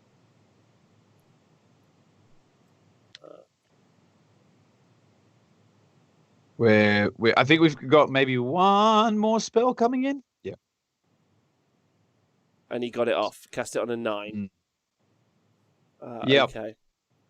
I mean, I think that's the right move. You kind of have to start. If you don't start putting wounds onto the Varaunguard ASAP, they're always gonna be a big threat. You need to start pulling some models out of that unit. The Marauders, like I said, if you don't target them, they were gonna just keep being a thorn in the side, and the Sorcerer Lord, just between the speed and the spells and the general versatility, is another one that needed to come off the board. So they'd be my picks. Yeah, so DPR, damage prevention roll. So there are so many different names for what 40k people call it a feel no pain, but also discussing resilience at the same time, or whatever it is. So we just have got a term, damage prevention roll. It's super easy, explains what it does. And then that way you just know what it is you're talking about. Yeah, so last time a CP was spent by the Varaunguard to keep these Marauders around. One of the things about Marauders is they are not brave. They love a maraud, but they don't like a stick around. So that's what they're all about. So they're definitely going to battle shock off this turn. So he doesn't have to, if he does enough damage like he has done here, he can just kind of leave them and just retreat and not have to fuss with them. I think one of the key things was he was trying to keep these salamanders free, so that he not free, but he wanted to free them up, and I don't think he's been able to do that, to be honest, Dan. I think they're still locked in that fight. it'd be a stupid move to unless you had lost every marauder to let the Sallies get outside, because then you're locking them into having to shoot at that unit, or one of the skink units having to waste its shooting to clear them out as well. Yes. I believe the marauders will also be getting cover now too, so you'd much rather clear them out with mortals. Of course. And also, we've just seen that -1 save coming out of the Skink Starseer now into that unit of Varaunguard. So they've now got a 3-up. Yeah, that 3-up rerollable save. So that's a nice little mix-up. It really, really is. That's a nice little... Oh, and he failed Hand of Glory, so that's not gone off. So this is nice. Yeah. So that's good. And I do wonder where we're going to see these units teleported. Don't forget, we've got the Pocket Chameleon Skinks. 20 of them, 300 points or more. I think 320 points available. They're going to land somewhere as well. So it's going to be a big pushback from the Seraphon this turn. They lost nothing in the previous turn, Dan. Yeah, and you know what, though? The thing is, the Marauders aren't the punch in this army. And they went into rather than being able to focus on a unit or a single character, they were spreading their attacks across everything. However, what they have done is they've made sure that the rest of the Slaves to Darkness army, the Knights and the Varaunguard, have been able to advance, and they're really not going to cop too much hate. Also, if we want to talk about, like, we're getting caught up in the things that have died and the things that haven't. Let's talk about victory points. The Slaves to Darkness have picked up 3 out of the 4 objectives on the map, and I am certain that the Seraphon aren't going to be able to push either of those units of 5 Knights off of the objectives this turn. So while it's rough, and not seeing as many Skinks taken off it'd be a lot more satisfying if they were just flicked into the ether. It's still looking pretty good for Slaves to Darkness. Yeah, it's turn 1, Dan. And taking out these Knights of the Empty Throne is maybe not as important as we've seen it here. Ultimately, this might not be crucial to take these out. And like you said, it's about scoring these objectives. But I'm pretty certain those Chameleon Skinks are going to drop at the back of this board, and they are going to absolutely own that target in a minute. Well, if they do, it's theirs. There's nothing short of a unit of Knights turning around, or if the Sorcerer Lord survives and sends a little teleporty back there to say hello, there's just nothing that can turn around and retake it once it's gone. Yes, absolutely. I think that's going to be really, really important in this army, and so that's a scary option. Scary outcome for the Slaves to Darkness player ultimately. So we might see this unit taken out. So these guys, but we'll see. We will see. There's a Chaos Sorcerer Lord inside here as well. But that's not really got much to talk about, truthfully. But he's just zoning out the Chameleon Skinks. By being in the Realm Shaper, the Realm Shaper is where you draw the 9 inches from, right? So now he's just zoning out that entire back corner. Oh, yeah, good point. Good point. You can't get a single Chameleon Skink down there. That is a really solid point. I do wonder about the top of the board. Yeah, you probably can't fit them anywhere, so that's a good point. I mean, you could start working into those Knights at the bottom, but maybe that's not going to be his option. So you're right. So because the whole thing, so those Chameleon Skinks aren't going to drop at the back of the board yet.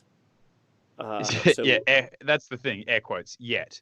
Teleport some Sallies over there. Have a bit of a spit. Suddenly you're in a different ball game. Yeah, absolutely. Right, so we've seen these Salamanders. They've moved forward. So -1 save on those Varaunguard mean that the Ren 2 that is coming out of those Salamanders means that they're going to be on a 5-up rerollable save, which is nowhere near as good as it once was. So that's going to be an issue. I wouldn't advise maybe piling an attack in, but who knows how that's going to work. As you can see, we've built a little bit of a castle now with our unit of 10 Skinks. We've got another 10 down here as well. Kroak, it was a bit of a culture shock realizing that Kroak needed a screen. And so now they've got, you know what? We better put some guys around him just to make sure he's safe. Yeah. So there we go. There's another unit in the chat. Another unit in the line. I just want to say thanks to the chat and everyone for joining us live. Really appreciate it. Hope you're all well, and I hope you're staying fine and healthy. I appreciate all of you being here. We've got another day of coverage tomorrow. I hope it's going to be a good old time. So looking forward to that. Let's look at this board here. It's looking pretty fun. And sorry, Mamdare in the chat, I love you too. And I will be here for game 2 tomorrow. Okay, yes. Can we just quickly point out that if you were to, Rob, rotate your screen, the shield around Kroak is a butt. And I think that is exactly appropriate because right now he is the poo in the butt that is this army. All right, that's fine. And I just can't wait for him to be squirted out. What a stupid bloody frog. Anyway, I'm still bitter. I'm still bitter on the inside about Kroak. Thank you to Reticent. He says Kroak deserves to blast all enemies with the power of the old ones will. So Starseer is running away, as you can see here. He's got fly keyword, so he's going to be able to get out of dodge, which is quite nice for him. I think the Astro Banner Bearer will be able to get out as well. And I guess also doing the Mortal Wounds into the Chaos Warriors was also really important. So he could free up the characters to leave out of these, out of this deadly terrain full of these psychos that ran into it and did no damage, right? Yeah. The first round tomorrow starts midday BST, so 12 noon, high noon. So yeah, 12 o'clock. BST, so the middle of the day, British summertime. I don't know how else to describe it. Apparently, I said noon to someone once, and they were like, "I don't understand what you mean." I was like, "Midday." They were like, "What?" I was like, "Well, that's like I'm not sure." Canadians who are in the chat, you can correct me, but every time I use the word fortnight over here, people like the game, and I mean no, like 2 weeks from now, and they're like, oh, like I guess I knew that was a word, but we never use it. So Where's this Skink Star Priest going? He's going for a cheeky little jog. What is he doing? He's looking at those Chaos Knights and he's just like opening his arms wide, flexing his chest, and he's being like, 1v1 me, come at me, bruh, see what happens. Yeah, GMT is BST. It's the same. It's English time, midday. If that helps you out. Where's he going? Why is he going over there? He left something in the temple. Dan, have we got some story to tell? Oh, dear. Oh, my gosh. So this is just like Orc Loves Rock. Priest love. You know what it probably is? He realized that he left something embarrassing. And he's like, oh, God. Oh, no, don't let them find it. I'll be in all kinds of mischief and trouble. They will not be happy if they find out what's in here because I have not tidied up. It is a disaster. He left his nudie mags out. That's what it is. And he's like, oh, gosh, I can't let my wife see it. I need to get in here as quick as possible. Those marauders are going to steal all my valuables. Maybe he's into like collecting something weird like snow globes. And he's just left them all in there and he's got to go save them. Commemorative teaspoons. It's tough. It's a tough job. They found his newt pics. Works really well. Skinky centerfolds also works, and pictures of Kroak's feet is the worst one I've seen put in there, but I appreciate that. LLV also pointing out that like quarter to and quarter past, again, not things that are said here. Yeah, it's interesting. It's interesting how time is different. Like for this poor Skink Priest, time is moving a lot faster now that he had 20 marauders run at him and he survived. He's probably counting his lucky stars, which is why it's odd that he's run towards the breeze block of pain that is 15 wounds of Chaos Knights. Yeah, he's really committed, isn't he? Like, yeah, he's yeah. It's an odd move. Let's see why and where. Is anyone else? I mean, he's clearly measuring this unit of skinks, so maybe he wants to spend a CP on the unit of skinks. Is the thing that I'm thinking, right? Like he wants to use some sort of command ability on the skink, so he needs a character nearby, and he's like, I can sacrifice this guy, whatever, I don't care. Has anyone got any other vibes? Unless I'm anyone, yeah, in the chat, if you have any theories, like actual tactical theories, throw them in there. But if you also have any Orc Loves Rock theories, also love to see them too. I'm excited that we're seeing more Seraphon units move into the butt shield because it is a lot more appropriate that is where they belong, nestled in the cheeks of filth.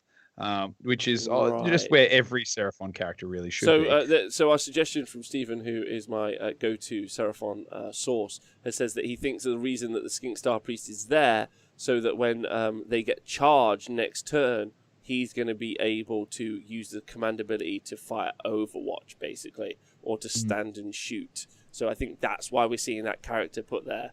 Right. And he's thinking next turn, so he'll be wholly within 12 inches of Star Priest, again for the Mortals on 6 to wound. So he's playing a little bit for the double turn, and it really earmarks where we're going to see this unit of Skinks put on the board. Ultimately, we're going to see them moved up there, near that piece of mystical terrain as well. Interestingly, well, I mean, the bait worked last time. It did. He's using the Strata Run app to record amusing pictures via GPS. It's a good one. Seraphon Confidence, apparently, according to Chris Seaby, he thinks he's undefeatable, is going for the charge. I love that idea. Skink's like, oh yeah, 20 Marauders can't take me out. I can take on 5 Chaos Knights. Let's go. I would be so excited to see that combat. Yeah.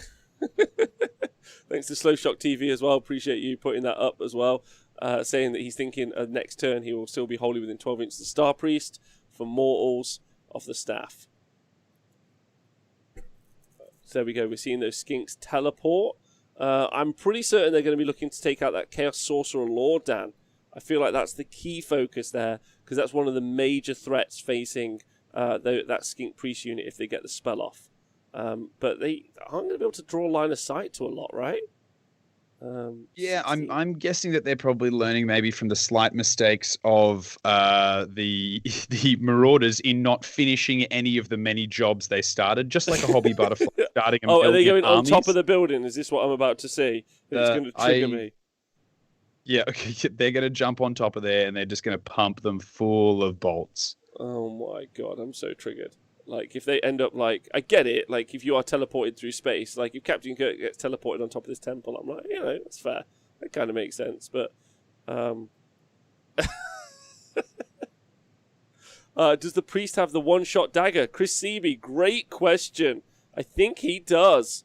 That is an absolutely stammering question. So, he does have the Skink Priest, no, the Star Priest, who has it? The Ashloth Bannerbearer has the Serpent God dagger. It is not on the Skink Priest, unfortunately, so he's not going for it, but great question. He may have made them fly for 9 away, but 4-inch charge, Jank. He could have. We'll find out from our table boss if that's the case. Dan, do you know how this works? The trying to... Sorry, how it works is in trying to get in there and secure the feet picks. Is that what we're talking about? Because I assume that pretty much. So if you Ferrior, it is absolutely still round 1. So if you've got the fly keyword, Dan, because of how the rules interaction works, I'm just going to give, instead of giving you the whole explanation, I'm just going to give you the TLDR. Basically, when you give teleport me the when I was studying at school and university, I always loved the notes. So just give me the short version, because all I'm doing right now is like horrifyingly pleasuring myself to the idea of what the Skink Star Priest is trying to hide in there. So basically, with the fly keyword attached to a unit that teleports, it's both 9 inches away and within 4 inches.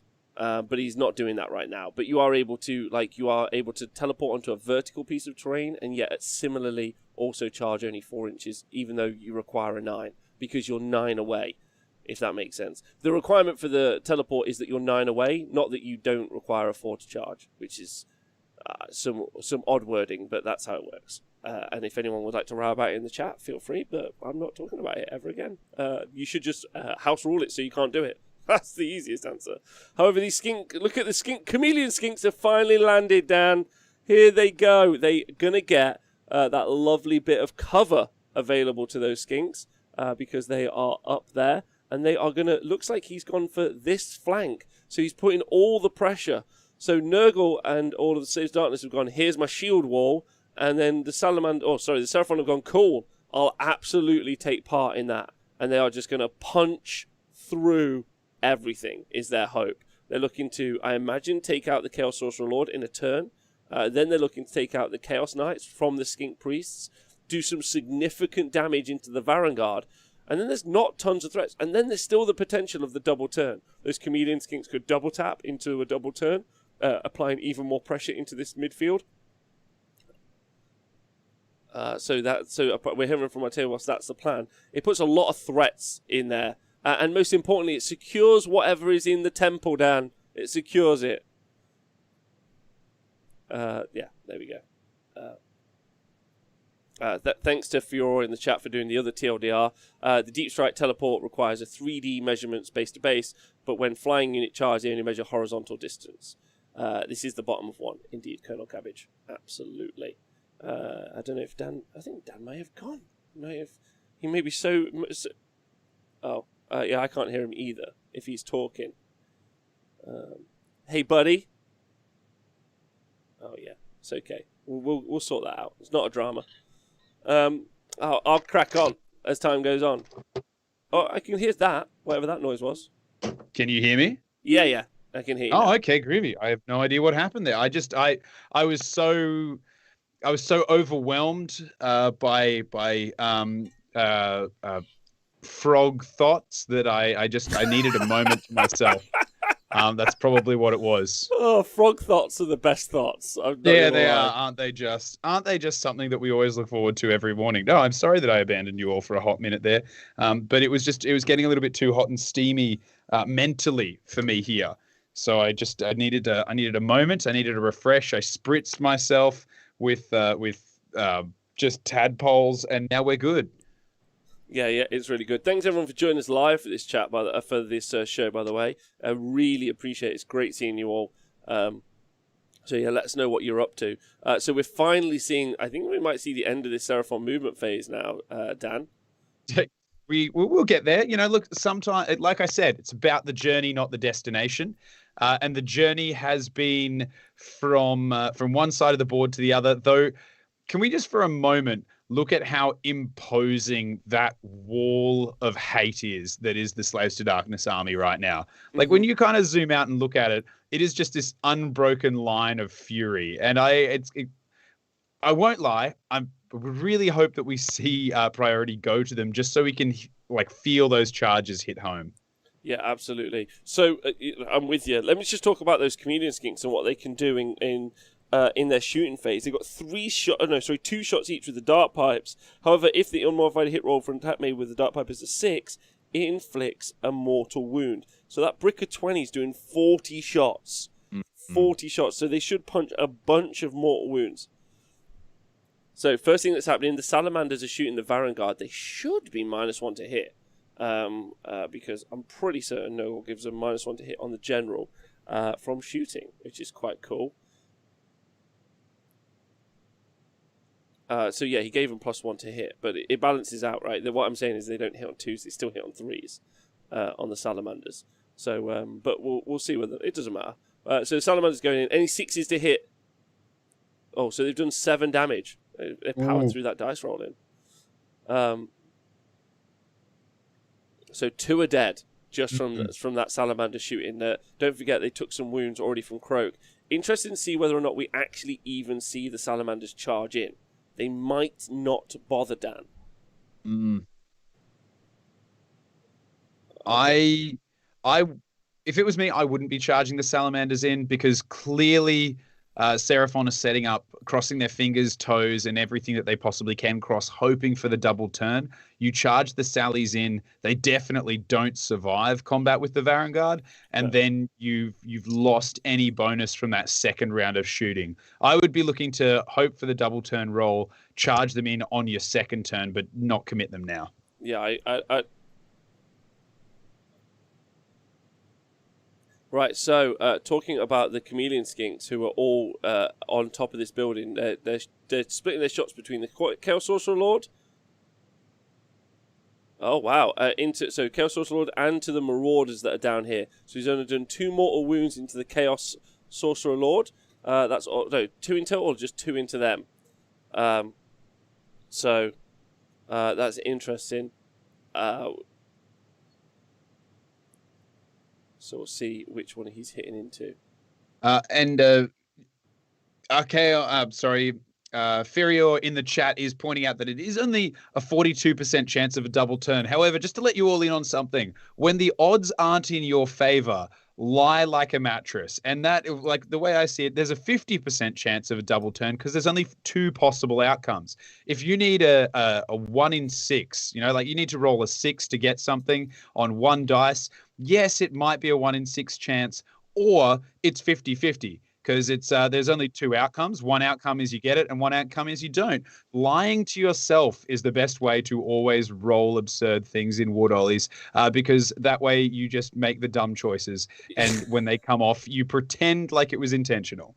Yeah, so I agree with you, absolutely. We've just heard that the Chaos Sorcerer Lord is down to 3 wounds left, but not dead, is important. And Dan, when we were talking about whether or not we were going to charge in these salamanders, it doesn't matter at all, because let's not forget, these Varaunguard have got the grasping plate, so they can pile in 6 inches irregardless of whether or not his opponent charges. Fascinated to see if he remembers that. That's going to be really interesting. And those Varaunguard have got once per game ability to pile in and attack twice, which they haven't used yet. So pile in and attack twice on those Varaunguard is pretty scary. So if I were them, those salamanders would be charging. They'd be looking to kill. There's 1 Varaunguard with 2 wounds left. If I could get them down to 3 Varaunguard, I'd feel a little bit more comfortable. But they probably still are going to blow those salamanders off the board, ultimately. Yeah, that's right, Vito. Damn those sneaky chaos. I agree with you. I know that they're not great, but it's part of the reason I always love to take Yetis in a Ogre Moor Tribes army. Even just a unit of 3 of them, between their speed, a 6-inch run, and then a 6-inch pile-in, they surprise a lot of units that thought they were safe for a turn. Agreed. Yeah, I don't think they are safe though. We're going to see. So I'm surprised he split the shots. Going into the Chaos Sorcerer Lord, I would have felt like that was a definite grab that he was aiming for. Otherwise, I feel like the Chameleon's maybe wasted a little bit. But he's seeing how many shots he can actually get into the Chaos Sorcerer Lord from this unit at the top that can see. So he's still looking to do. So 13 can see, so it's going to be 26 shots. 26 shots going into that Chaos Sorcerer Lord, looking to ping him off, and the rest will be going into those Chaos Knights. So that is, woo, baby. Chaos Sorcerer Lord going down is super important because he's got a great spell, and of course Oracular Visions, which is super important because he's looking to buff those Varaunguard in the next turn if it does go to Nurgle. If he goes down and Nurgle get the next turn, yeah, sure, they can pile in, yeah, they can do some fighting, that's some great stuff, but then they don't have those reroll saves. However, those salamanders being used so aggressively is a bit wild, in my opinion, Dan. Because I would have just kept them out of range, like you said. I wouldn't have bothered putting them in this position where they're getting charged and fighting no matter what, because I'm losing a huge output piece for, I'm not definitely killing the Varaunguard this turn. I'd have waited, right, and put them behind. But I guess... Yeah. And he doesn't even get the choice. He doesn't even get the choice not to charge. Yeah. Well, and the thing is, the Varaunguard, yes, they have to if you don't charge, the Varaunguard have to end closer to the nearest model. However, that doesn't mean that they can't string out and pile in and suddenly, for instance, clear away this screen of skinks off to the side, and suddenly Kroak's standing there looking down, potentially getting run over by the War Shrine of Chaos, which is what we were asking for when people were saying the toad in the road. So it could, yeah, it's maybe too aggressive a push-up. I would have been backing off. Yeah, I think I would have been hiding behind a skink wall, which is, I think, how you play this. But we'll see. So have we had the shots coming in from the skinks into the Chaos Sorcerer Lord? No, not yet. He saved them all because of the reroll saves. So they're safe as houses. Thank you, Matt. Appreciate you. He's on 3 wounds left, but now it seems like the skinks are taking a page from the Marauder handbook of killing things, which is just don't.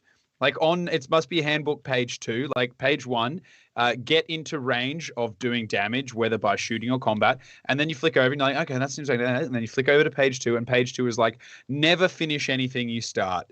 And I guess it's good to see that they're all at least friends in that level of understanding. Absolutely. Yeah, we've still got this skink charge as well to come in, potentially into the Knights, which is going to bring a bunch of bodies onto the board and maybe means he gets the actual objective in this top right. This skink unit here isn't a skink unit. Don't forget, this is the handlers. This unit... Oh, wow, look at that. That is the power of these guys shooting when they're not against reroll saves. We've just seen 2 Knights go down, 6 wounds straight off the bat, and that charge is now impossible for them to make. So that's pretty rough for those guys.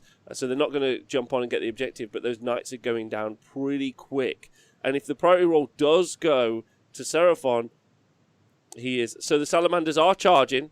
They're going for that charge, Dan. They're in. They're looking for the fight. Don't forget, they've got less attacks than they had previously, so it's going to be 3 attacks each. So he's using the Starseer's 3d6 charge on the Salamanders. Okay. I suppose he doesn't want to fail it, right? No, I don't. No command points to speak of, or 1 command point, which I would assume wants to be saved for some skink shooting and running away if they get in trouble. He really wants to take out this Chaos Sorcerer Lord. Like, it's a major issue for him. That is, I suppose it's the reroll saves, I guess. Well, I guess the other Chaos Sorcerer Lord is right at the back of the board, where none of those the reroll saves and all that kind of jazz is coming out anymore. So I can understand wanting to clear that one off. I guess really, like his other major threat is that unit of skinks that we've seen at the top, and so the Chaos Sorcerer Lord poses like a major threat to him. Ultimately, and getting him rid of him, he would have been wanted to have done that beforehand. And I think that's the reason. It's because of his War Scroll spell. That's why he's gone after him, because obviously he's going to be able to take out those skinks, and even the community skinks to some degree quite well. So unfortunately, he's going to lose this. But don't forget this 6-inch piling. And that's the thing that I'm thinking, Rob. So go. Will you go with me on a little walk? Yeah, I'd love to. Yeah, please let's do. go for a jaunty little stroll. These Varaunguard pile in 6 inches. Now, the top Varaunguard needs to end closer to the skinks, because they're going to probably be closer to him than the Salamanders are now that they've charged. So they pile in once. They probably clear off a good number of those skinks from I'm going to call it the lower butt cheek of the butt shield. And then the rest of them probably get in there and kill that Salamander unit. Then they can activate to pile in and attack again. Pile into the Astroloth Bearer, the Skink Priest, and the Starseer. And suddenly, like, in your turn, you've given away such a huge block of your army. I think that if this combat goes a very certain way, the Varaunguard can do in their turn, in the Seraphon turn, what the Marauders couldn't do with an hour.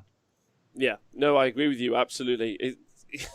I can't wait to see how this how this actually pans out. This game, it's very exciting. Now we're into some of the meat and potatoes of it. But talking about meat and potatoes, the pudding of this show is obviously the tasty treat that is Owen Jackson. And he has got some updates from all the tables at the rest of this event. So we're going to be jumping over to him live now to hear what has been going on at the rest of the event here at Hammer Time 7. Thanks, Rob. Thanks, Dan. As a proponent of puddings, I do have a sweet tooth. So yes, I'm very happy to be described as a pudding. Yep, I've got nothing more to say about that. But what I do have to talk about is some results. We've got some results. Some people have finished their games. Some people have got beyond turn 1. I'm just gonna. This is the face of the Tio who's unhappy about being a. Yeah, I'm gonna DD those babies so hard soon. Anyway, no. They've had a warning, so they've got to hurry up. Cool. Okay. So yes. Table 4 is our boy Sven Christensen, who we saw take out the Tzeentch Archeon in the last round with his 10 sharks. Sharks. He's gone 3-0. So yes, I think that he may have booked his spot. He's sitting top of the tree at the moment with 3 wins. He beat the Daughters of Cain Calibron list that we saw. I think that was round 1 that we saw that. Yes. So Sven's doing great. Philip Cartier, we haven't mentioned him much today. He took a loss in his first round, but he's rallied with 2 20-0s. He's just beaten Fireslayers, an army that he knows really well. So that was on table 23.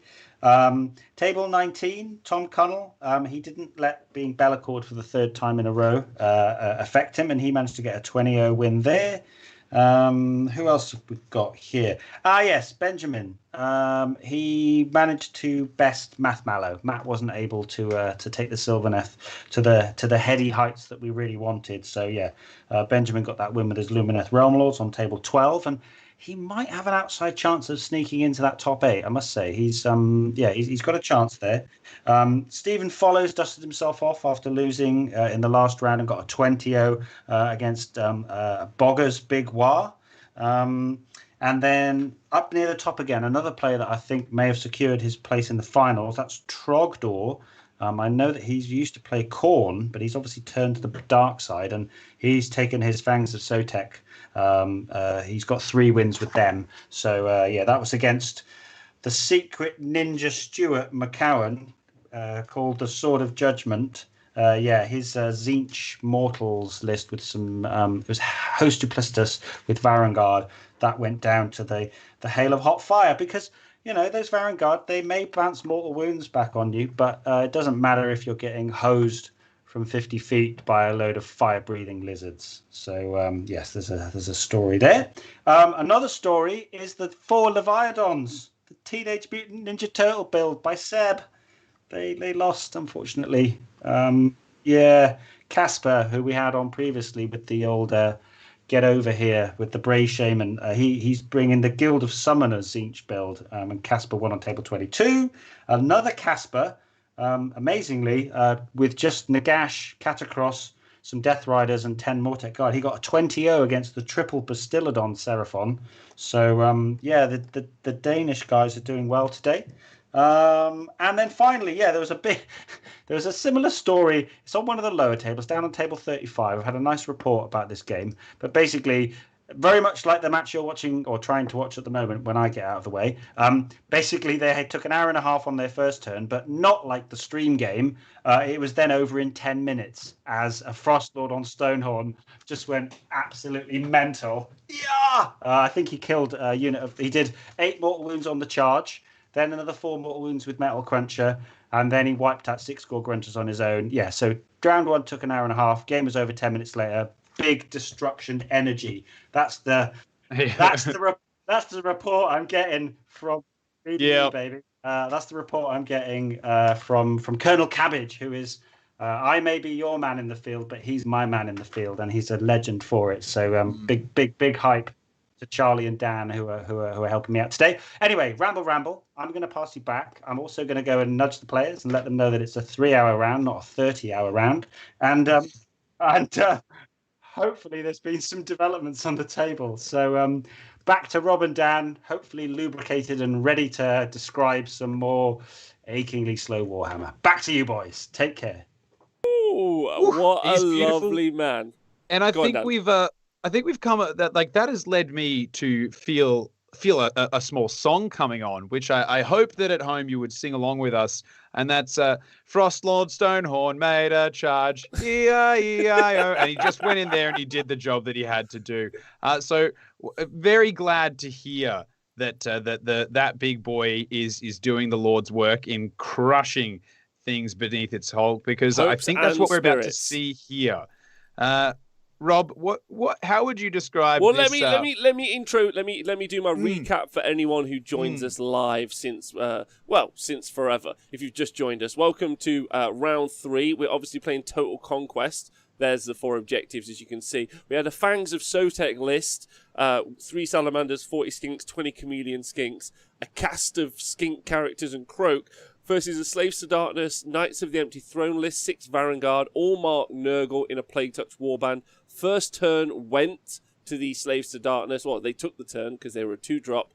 They then aggressively moved forward with the Varaunguard, moving up to where we can see on the board here, and some marauders that landed here. They teleported into our cast of characters, our cavalcade of skink heroes, killing not one of them. And then in the Seraphon return go, we've seen mortal wounds obviously come out of Skink and start to chip away at a Chaos Sorcerer Lord who is now dead, and into some Varaunguard as well. We saw some Skinks over here teleport up and do some shooting into Chaos Knights, and the Chaos Sorcerer Lord and the Chameleon Skinks come down. The Chaos Sorcerer Lord is dead. The Salamanders charged in to finish it off. The Varaunguard are now piling in and attacking into those Salamanders, who are on a 3-up save. There's only Rend 1 coming out of the Varaunguard here. So they're going to go back to that 4-up. But they are going to do damage 2 on only 6s to wound. And also, important to note here that one of the important things is they're going to be able to pile in and attack twice. We will find out from our table boss if they do pile in and attack twice. But if they don't, you might see all of these Seraphon live. They've got 9 ablative skink wounds before you even touch a salamander. So yeah, Dan, how do you fancy their chances of living, those salamanders? I think they're going to get through the salamanders. I just think that there is enough output there to do it. However, it'll be touch and go, I think, because you wouldn't want to use the pile-in and attack twice just to clear them out of the way. However, you might need to. Well, I mean, so far it looks like it depends what's activated right now. Maybe our table boss can let us know. So wow, that's the riders have gone and they've only cleared out 7 of those skink handlers. Haven't even touched, and we've still got the mounts to go. And the mounts aren't bad in a fight. They might, they might just punch through. They don't have Ren though, so that's going to be a bit of an issue. So the salamanders might tank the first go. So it looks like they would have to activate, Dan, if they're going to want to clear any of the punch out from those salamanders. And they're going to need to, otherwise you're not going to get any use out of those Varaunguard come if you win priority. If they're just stuck standing there, they really want to be moving into a more aggressive spot, which I just noticed. If you would scroll slightly to the side of the table, there's a very disapproving Chaos Knight just shaking its head in disappointment. It's off to the side where it was thrown after it died, and it's just been perpetually shaking its head in disappointment over here. And I think that's how I feel about those Varaunguard. Just going like, come on, guys, you could have done much better than that. They needed to do much better than that. But I have a feeling that we may be measuring to see if they're within range to use a command point so that to auto-pass Battle Shock there. No, it may be that we did see a Battle Shock. So the horses did 3, so they've cleared out the skinks and they put 1 wound into the salamanders. So those salamanders now finally starting to take some wounds. They're going to pile in and attack twice. This is a major threat. I'd almost guarantee they're going to do this, Dan. It feels like it's wrong if they don't, ultimately. Yeah. There's they want to be on the charge. Do they have the spears or the stabby bits? What are they armed with? They'll be ensorcelled weapons. They'll be modelled with spears, but it'll be ensorcelled weapons. No one takes the spears, especially as obviously they've got the grasping plate. So there's going to be some times where they don't charge at all, but they still get into a fight. So taking a weapon that is better on the charge feels a bit redundant when you're kitting them out that way. So we saw some measuring there. The salamanders obviously being measured to make sure that they're within range of a character. So they did not pile in an attack again. Oh, that just can't help but feel like a miss. And can I just shout out one of my heroes in the chat, Math Mallow, went 2 and 3 today. He tried his hardest. Seraphon have won the priority roll. Seraphon have got the priority, ladies and gentlemen. Now, points-wise, that's an important point. They've only gone and got 2 points on the board at the. So that's turn 1 over, though, Dan. Dan, sometimes when you've got like a job to do, like you got a bit of graft to do at the studio, or whatever the situation, right? You think to yourself, I've got a lot on today. Maybe that's just what turn 1 was for us. They were like, look, we need to get turn 1 out of the way. We've done the hard work, and now we're just gonna. It's snowball. It's all Yeah. movement from here. Absolutely. So let's see. Brad Pitt Lord is all about this. He's like, you know what to do. I think the only person rooting for the Seraphon in the chat. But that scene, not piling in and attacking a second time with those Varaunguard, it's going to come back to bite him now. These salamanders are going to spit fire and then chomp down. And they're realistically, after we get done with all of the spells and all the casting, they're probably going to be the thing that puts paid to the Varaunguard. So, yeah, just real missed opportunity there, I think. Real missed opportunity, I think. And those salamanders have got that pure output now to just absolutely smash, which is...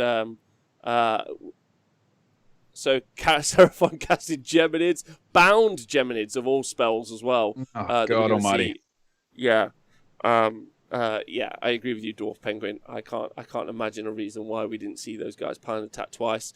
Kroak not needing to cast a Balewind anymore, going to be able to cast that off and put Geminids into those Varaunguard if that's what he's looking to do. We'll see. But just some mortal wounds anyway is nice.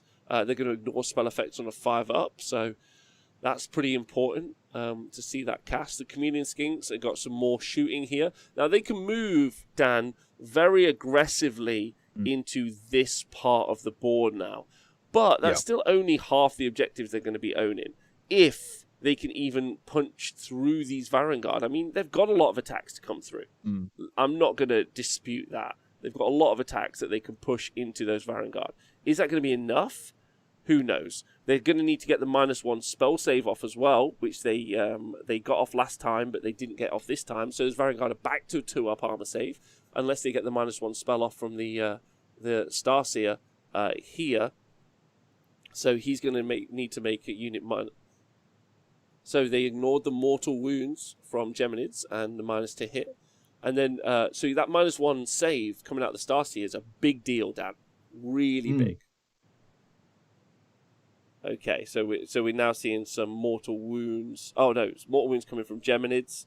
So going in here. Yeah, I mean, we're going to probably see this or where it's going to turn. It's going to break bad for the Slaves to Darkness here. We'll see a lot of the shooting from the Chameleon Skinks and the Skinks down the south as well. This is going to be a rough turn, but I'm just looking points-wise, like points on the board. I don't see the Seraphon being able to take the top right-hand objective or the Slaves to Darkness home objective.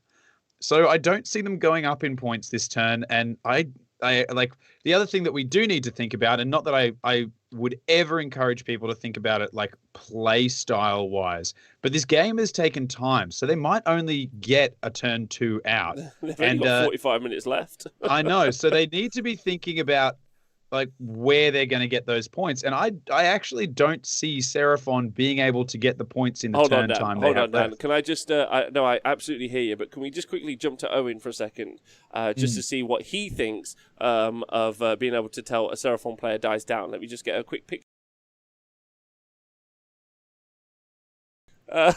He seems super keen.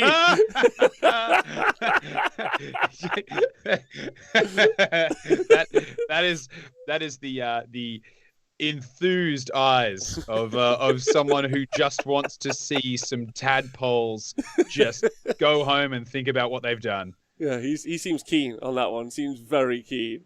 Ultimately. Oh, anyway, all right. So, what spells have we seen cast? Our table boss. Can we get a round of applause, Twitch chat, please, for our table boss, the unsung hero? The reason we know what's happening on the table is our man Matt is in the field live, so we're getting Celestial Deliverance. So, if we could get some love for Matt in the chat, intern Matt. So the Varaunguard have ignored Celestial Deliverance. Oh, they haven't. So we've lifted another one. Dan, do you know what I've never seen? Having used Knights of the Empty Throne a lot, I've never seen. Okay, what have you never seen? I'm going to guess a kangaroo fighting a horse. Yeah, wait till the Lumineth, that's the thing. That's exactly right. But I bet you've never seen it yet. But no, I was gonna say I've never seen the Varaunguard. I've never seen the Varaunguard's ability to come back on a CP ever work, and it's never worked for me. And then I went over and I saw that the Knights of the Empty Throne don't have a CP to spend on it, so it doesn't matter.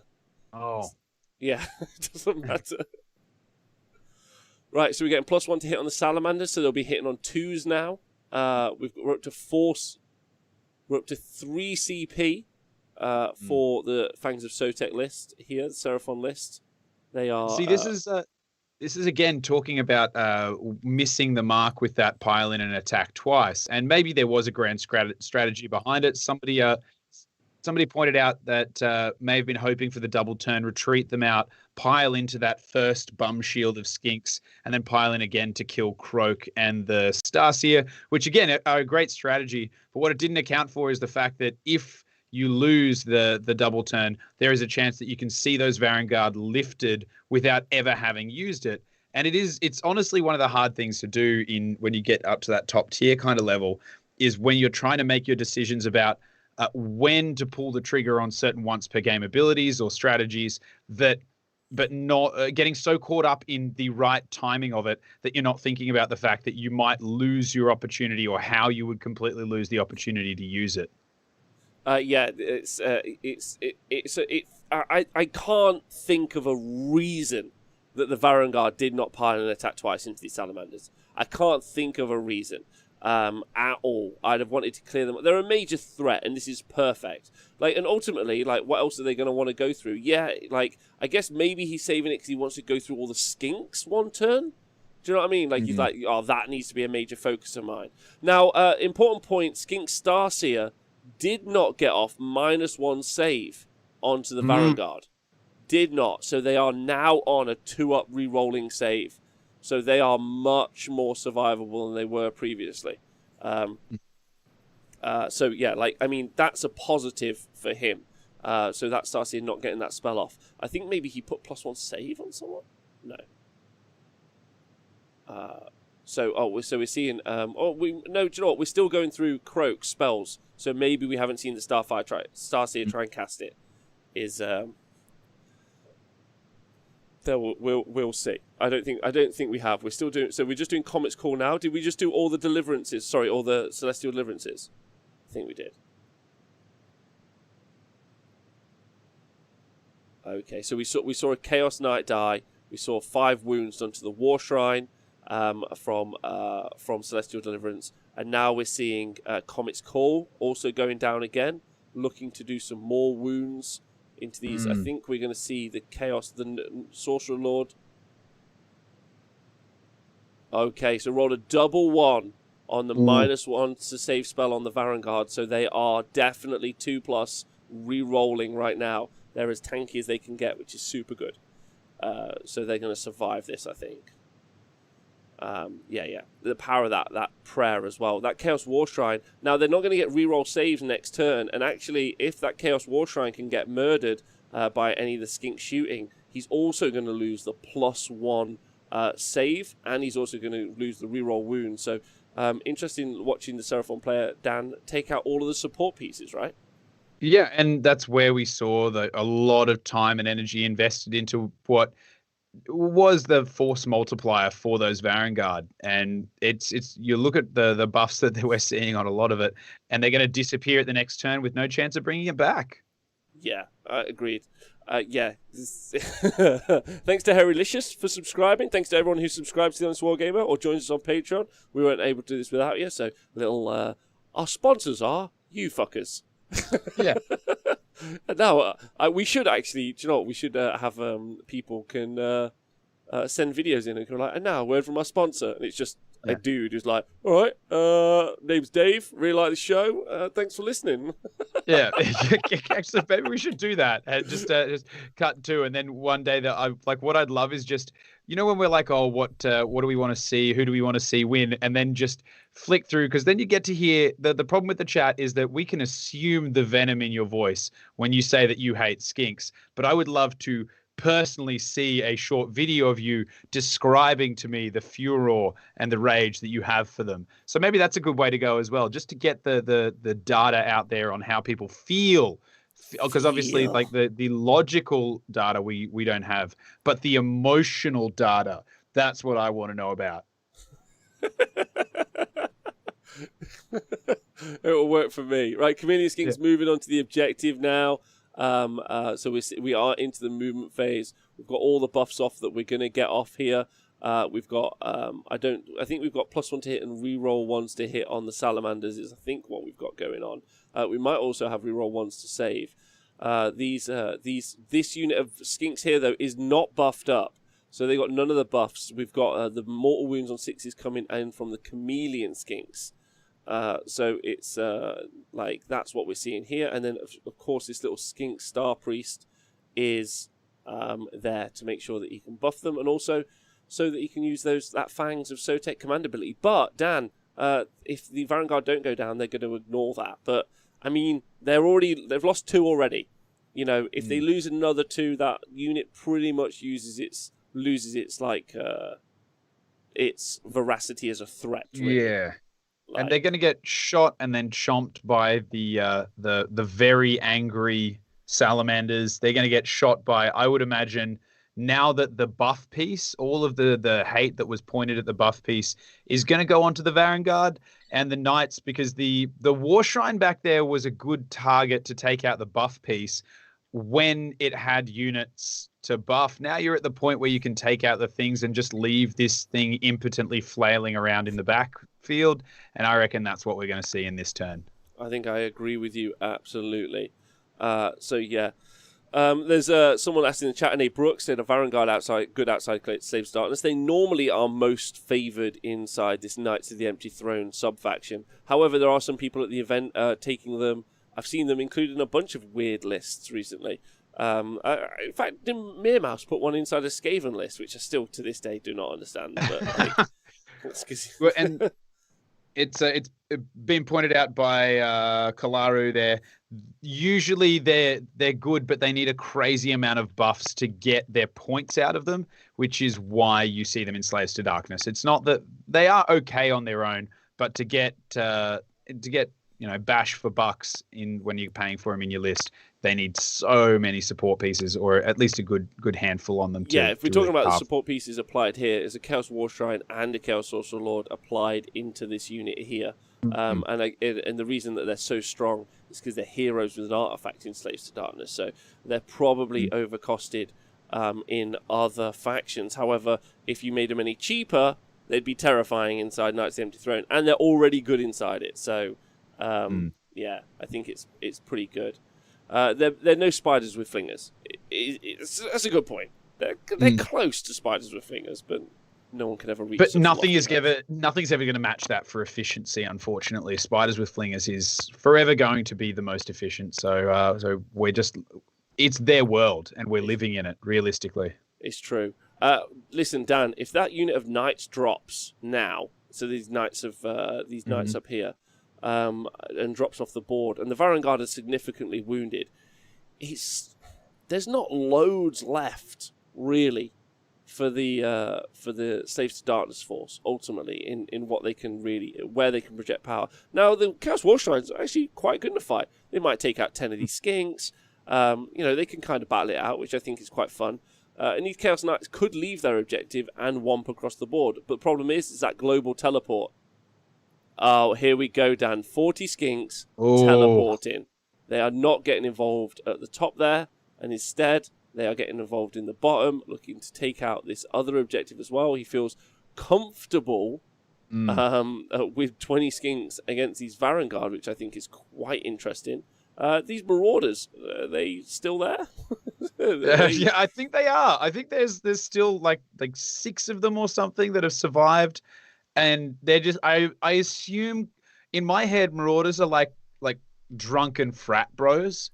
Correct me if I'm wrong in the chat, but I assume they're just still standing around there high-fiving each other over what a good charge they did. Because apparently that's when they stopped caring about their job in this game. They were like, did you see that charge? Yeah, bro, it was sick. And then they're just like high-fiving me like, we did such a good job. And now the rest of the battle's going on. Everyone's like, guys, any chance that you want to do anything more? They're like, did you see that charge? Why do you want more from us? Come on, man. Carry the team yourself. So if the Marauders, I don't know if the Marauders should have had a battle shot test because they lost a lot of dudes, and I'm surprised that they're still there because it looks like they lost like 8 or 9 guys, and they didn't roll. Unless they rolled a 1. But you're right, they could absolutely just run onto this bottom objective and fight Kroak. Kroak's actually quite good in a fight. Probably slap him back. Yeah, I was about to say, just bit of an issue. Like, nah, bruh, you're dead. You're cooked, mate. Yeah. But they could potentially do that. But we're seeing this unit of Skinks now move to the bottom left-hand corner, looking to get maybe to charge onto the War Shrine, looking to shoot the War Shrine off. I think is interesting. That's a real. I guess that's a nice. I've got 5 turns to play with 20 minutes left on the board. If you're like, I'll take out the buff pieces turn 2, so that really helps me out turn 5. That makes sense. Yeah. But with 20 minutes left on the board, I reckon you're going to want to run onto these Chaos Knights, to be honest. So, CPs have been spent. We've got reroll 1s to hit on the Chameleon Skinks. And interesting what they're going to target. Do you think it's all going to go into the Varaunguard, Dan? I would be clearing out the Varaunguard so that you can charge your Salamanders into the Knights. Yes. That would be my word. And then you own that half of the board. Yeah, there's a War Shrine, but it can sit on its thumb and think about what it's done for the rest of the battle as far as you're worried about it. Yeah, we'll see. So this unit of Chameleon Skinks, 40 shots, 6s to hit are going to cause a mortal wound, 6s to wound are going to cause a mortal wound. So a lot of shots potentially. Mm-hmm. Do we know if they're going to the Varaunguard?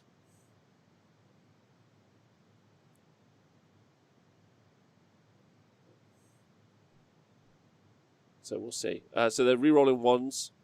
There we go. Okay, so that is already... it looks like 6 mortal wounds already into the Varaunguard, which they're not going to ignore, so that's going to flat kill 1.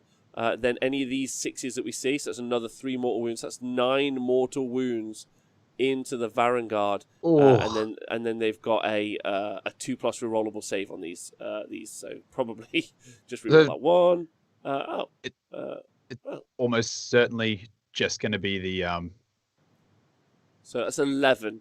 They've lost 11 wounds from this unit. And don't forget, the Salamanders haven't shot yet. They haven't, but you know what you also have? You've got this little 10 unit of Skinks with bolt spitters and shields just below them as well that can throw some shooting. There's quite a bit that it's going to go into them. And yeah, the Salamanders shoot, they clear them off, and then the Salamanders almost certainly charge into the Knights. It's going to be very impressive.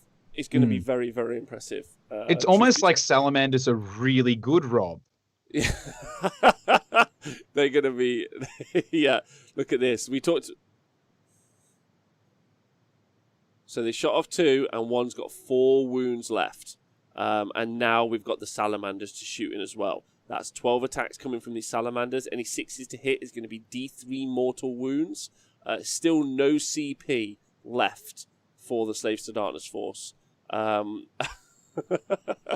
Thanks, Colin. We don't have any data.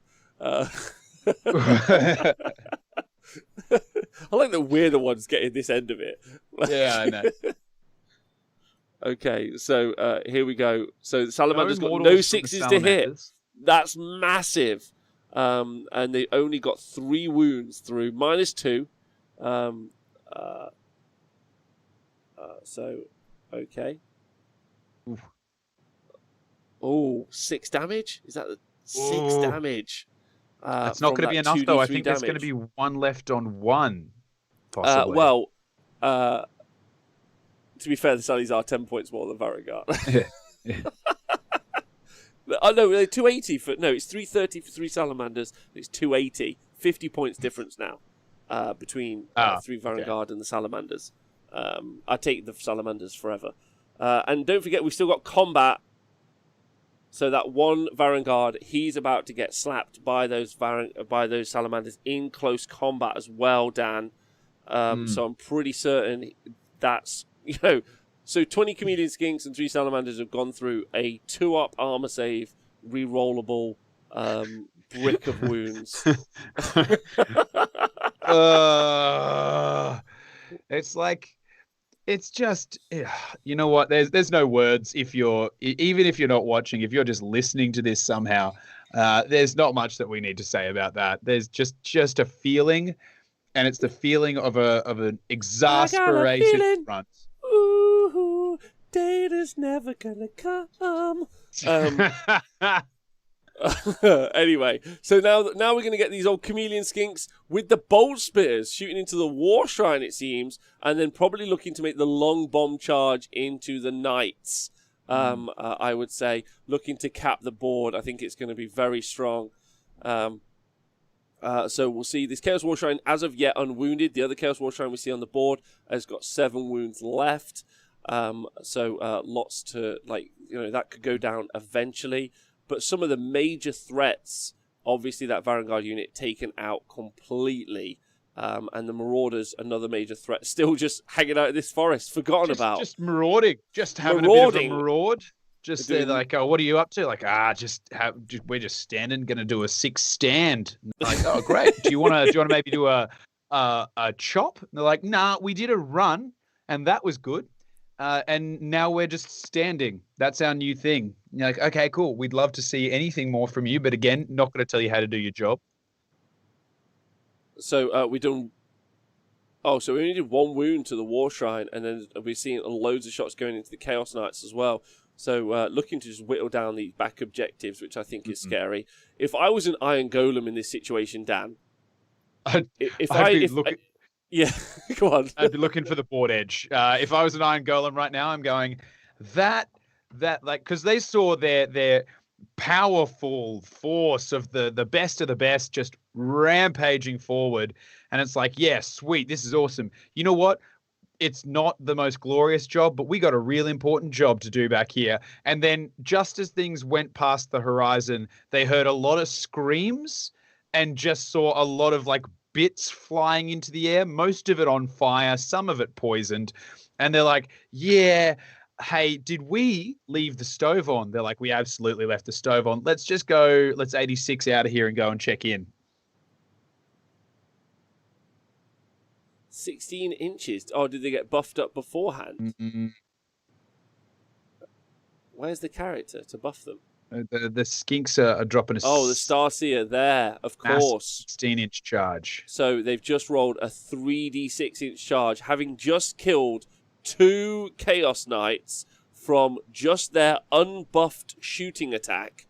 That's right, just a regular 80 shots coming out of 40 guys that teleported, killed 2 Chaos Knights, and then they are now charging 3d6. And they rolled a 16-inch charge onto the objective, and they're now going to wail on them with another 80 attacks in close combat. 160 attacks coming out of 240 points of dudes.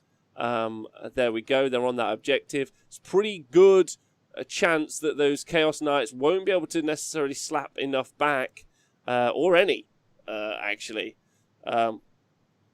Again, as OJ was so quick to point out in the chat, it's fine. Yeah, I agree. It's fine. There. Remember, they started on the other side of the board. They did, and also Stephen AOS, I agree. With your loads. So we'll just see this pile-in organised here, and then we'll see these attacks activated here. They're just skinks. It's no problem. What can they actually do? I agree. Bad Wrong Fun. What an apt name you have, Bad Wrong Fun. So they're gonna do really well. They've focused all 160 attacks into this unit of Chaos Knights. Super fine. Oh dear. I'm super glad that we've sped the game up in loads of ways. So that's good. So they're in there. So 240 points buff with 370 points of heroes. I mean, to be fair, the only actual buff that the Skinks have currently had is a teleport, which is just the faction ability. The charge is either here or there. It's just more guaranteed it. So the Skinks are going first. Interesting. Let's be completely honest. The 5 Varaunguard couldn't kill what, 10 wounds, 9 wounds of skinks and one went to the salamanders. So I wouldn't be too concerned about what one lonely little Varaunguard is going to do to them before they get to shoot his face. I hope he nukes them. Like I hope he absolutely takes them to town. Is what I hope. He's actually that one the Varaunguard. reason he's the one survivor is because he's just opened up a delicious can of whoop ass right there that he's gonna crack a frosty one. You still have to take battle shot tests, right? Even though they're heroes. That's so weird. That's super fun, right? Really? Wow. Well, yeah, because it's still a unit, right? Like the only reason it doesn't apply to heroes aren't traditionally units, so you still have to take a battle shock test. That's kind of hilarious in some ways. Yeah. But can he give himself immune to battle shock? Because he's so it can be like, I need to take a battle shock test. No, you don't. Thanks, self, and then just claps as a high five. I inspire me is how I feel. Yeah, they've got no command points, so they can do nothing. Also, can we just take out just how great Dan? Look at Dan's little avatars. Brilliant. Dan, who did your artwork? That was Boss Man. That's a mate of mine named Tim Reeves. He used to live in Sydney. I think he now lives in Phnom Penh, and he's a wonderfully bearded Viking of a man. Oh, okay. Lovely. Right. So what are you saying? Slave Darkness is the only faction with cowardly heroes. That's what I'm saying. That's a good point. Yeah, I couldn't agree with you more. Yeah, that's a great little drawing. Yours is great. I don't know where mine is. We've also got a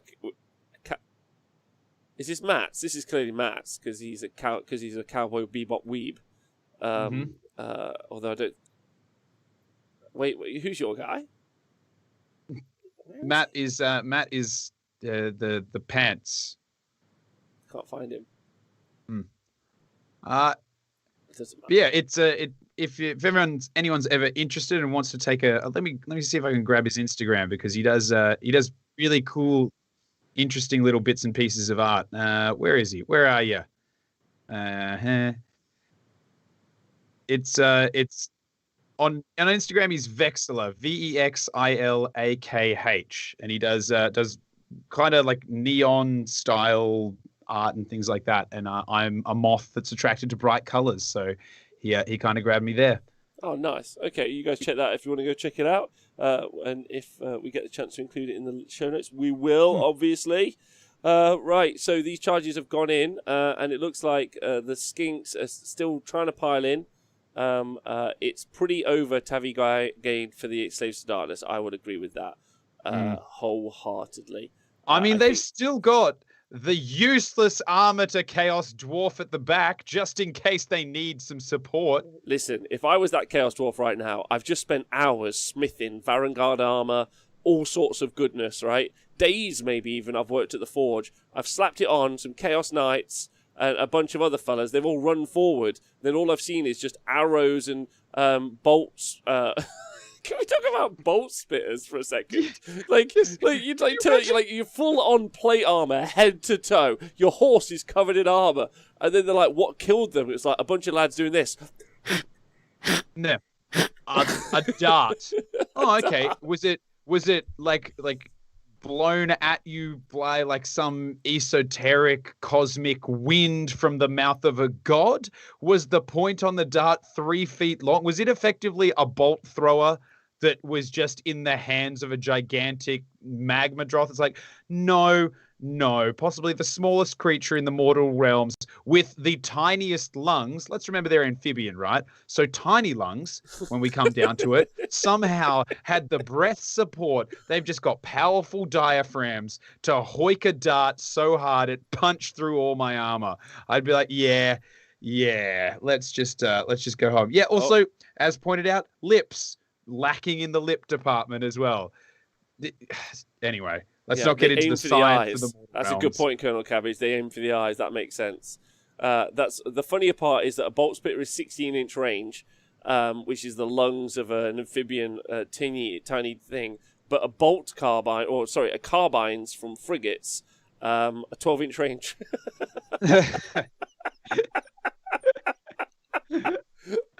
No, but we have. How could we possibly know that? Fire to be emoji, the truth? Twitch chat. Fire emoji. How could we possibly know that to be the truth? There is no way that we could know that those two distances are anyway similar. We would need some kind of data to know those Dan, two. is Aussie data as well? Is that Data. only the English or data? Yeah, we're just like data. We don't want to date it. It's not like we want to take an Excel spreadsheet out for a lovely dinner and drinks. I do. They're brilliant. They're so good. You should see what Ziggy can do with an Excel spreadsheet. It'll blow your mind. Right, so into combat, as you can see, the Skinks have activated and they've killed 2 more. So those Chaos Knights down to just the Standard Bearer who's got 2 wounds left. And Stephen AOS has put a good point in the chat. KO is shooting out of windows from boats that are really high, Dan. So they're shooting from 30,000 feet plus 12 inches. True. Which is actually more range. And then, so the Varaunguard, I think, is going to pile in. We'll see here. And let's hear this hero of the people as he no doubt carves 3 salamanders into their different bits, pieces, and parts. So we are into turn 2 now, which is exciting though, and of course only into the first player's turn. So Seraphon turn 1. So that is where we're at. Just for people in the chat to know. I think that's the important point here. No problem, Dan. You carry on.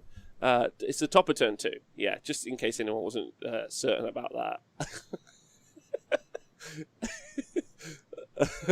Right, so the Varaunguard is going to pile an attack twice. Got a cool set of attacks. Let's go talk about that Varaunguard set of attacks, shall we? Varaunguard. So if you take the ensorcel weapons, it's 6 attacks, 3s and 3s. If you rend 1, and if you get any 6s to wound, damage 2. So you can do like a lot of attacks, and then also obviously you've got the tearing fangs, so 3 attacks, so 9 attacks per dude. 9 attacks per dude. That is the thing. Right. So to be fair, this game is over. like as much as we're like, oh, it's only top of 1, top of 2. The game's completely over. Like it took the Seraphon 2 turns to delete the Chaos Force in any conceivably useful way. So that's pretty useful. Dan, Matt, you're just telling me there's some damage coming in here. Oh, okay. Here we go. Dwarf Penguin, I'd have a rough day. If anyone would like to subscribe or donate to Rob wants to get himself a pizza fund tonight, you can type !donate. Each one of these games has gone 3 hours plus, and I am quite tired. I'm not going to lie. It's been pretty rough. So please, if you guys have got a spare £5 and you want to help Rob get a pizza tonight for a good day's work, feel free to !donate. No problems with me letting you know what's going on. It's going on a pizza. Well, look, there are some days where you want to eat clean, healthy, and something like fresh, and there are other days where you want a big old comforting hug for your guts. And I think that after what you'll be coming up on 10 and a bit, 11 hours of coverage, you deserve that gut hug. Yeah, agreed. Absolutely, yeah, agreed. And there's so many games that we must have missed today, Owen, as well. So many great games like going on at this massive event. Okay, so the Varaunguard, let you know, 1 salamander died, but the 2 salamanders have already rolled 2 6s to hit, so that's going to be 2d3 mortal wounds. And then it's got 4 wounds. He saved all of them. He saved every one of those. No, he's 4 saves at -2, but it puts him on a 4-up save. Oh, Collaroo, thanks for donating £20 to the show. That is a pizza for Rob. The Varaunguard. Oh my God! So he's taken how many wounds? How many wounds, Matt? We all talked over each other. I was mainly excited about the fact I'm going to get a pizza from Collaroo. Varaunguard has 2 wounds. I might split the money with Warhammer Matt and intern Matt, and he can get himself a pizza. But just amazing. Thanks. So only 2 wounds left on this Varaunguard unit. Holy hell. He could pile in an attack again. It would have been more effective to do it when it would have killed the salamanders before they killed all of his friends. Come on! However, now that he's here, let's do it. Come on, buddy. Pete, you shouldn't have. Pete, thanks so much for donating 10 quid to the show. Thanks, Pete. Fucking hell, you're lovely. You're all great. That's enough money for Pete. I'm going to split that with intern Matt now. He can get himself a pizza. I don't even know if he eats pizza. He'll probably get himself a bow bun or whatever weebs buy themselves for food. Aren't they just sustained by the power of streaming services? I thought that's how they get their energy. They're like some kind of digital vampire. Thanks to Joe Cryer for donating £10 as well. Oh, that's super lovely of you guys. You guys are lovely. Thank you. Connell, thank you. Also, you guys, man, that's super nice. Thank you. Didn't have to at all, but I super appreciate that. That is going to be the most hard-earned pizza. But it's so easy. Can I thank all of my show hosts? Dan, you've been wonderful. Joe Cryer, lovely. Adam Mumford, all great. You've made it entertaining, some of these. I know, right? It's going to be a fucking fancy-ass pizza. You could put all kinds of, I'm guessing, like, mushrooms. Just get mushrooms. Just try and find out every mushroom that England can provide you and put all of them on, because mushrooms are always the most expensive thing to add to the top. They charge you quadruple for it. Oh wait, hold on. Oh, thanks to Hell Hydra as well, donating £10. Oh, brilliant. Oh my God, I'm going to eat like a fucking king tonight. I might go find some homeless people and buy them some pizza. I'll just wander around the streets of Nottingham and be like, fancy some pizza? They'll be like, no, 6'2" man clad all in black. I don't want pizza off you, you clearly horrible human trying to get me in a van. It'd be a lot nicer than the things when I was over there for Crimbobo and I was wandering around at night that people were offering me. So I wish somebody had been offering me pizza. Yeah. Right, anyway, you guys are great. The Varaunguard didn't. Grinaldi. Oh, thanks. Rob, I'm sorry, in the chat, L. Ron Hubbard 420 hit the nail on the head. Before you can put mushrooms on a pizza, you do actually have to shave 5 millimeters off of the edges of it. And maybe Nath could help out with that. Maybe he could. Oh, Owen Jackson's here. Thanks to Chris Seeby. Also, Grinaldi, Chris Seeby. I'm going to be eating me and Matt are going to be eating like kings. Matt, get ready. Yeah, you're getting some cash monies. We might change it all into tip money for Matt jar. He's gonna have to stop selling stuff on his OnlyFans. Right. Let's go talk to Owen Jackson and find out what's happening. Because that's all that matters at the rest of this event. You guys are Retta Santi. Thank you also for donating £6.90. The only person who's donated in the official number of the Honest Wargamer. Thank you very much, everyone. You're all wonderful. Over to Owen. Owen, what's going on? What isn't going on, Rob? Holy moly. All that talk of mushrooms feels like I'm hallucinating here in my little room. These notes, just so much Warhammer written on these pieces of paper. Anyway, I won't keep you. It's been a long day. You mentioning Joe Cryer, that feels like it was like yesterday, to be perfectly honest with you. But yeah. So we're in the last knock-ins now. I've extended the round a tiny bit. So we're just coming to the end. Everyone seems to have had an awesome day. I hope you all have at home. It's been wicked watching lots of Warhammer and reporting on it all. I've just got a few final little nuggets. Table 1 has come to an end. That was Alex Tubb with a Deepkin build, one of the many that's been doing well today. They have lost, unfortunately. They got taken out by Matthew Goldsborough, who went 3-0 with Lumineth. So yeah, that Lumineth sire list will be yes, Rob, I know you told me, but yes, that will. I'm not sure if you can hear Rob, but he's whispering in my ear. But yeah, anyway, so well done to Matt. Obviously, he always does well at my events. So he brought some sharks as well as Techless and friends. So yes, a great result there for him. I believe that it was pretty tight up until the end. My wonderful table reporters have been feeding me lots of information. So yeah, it looks like let's just see.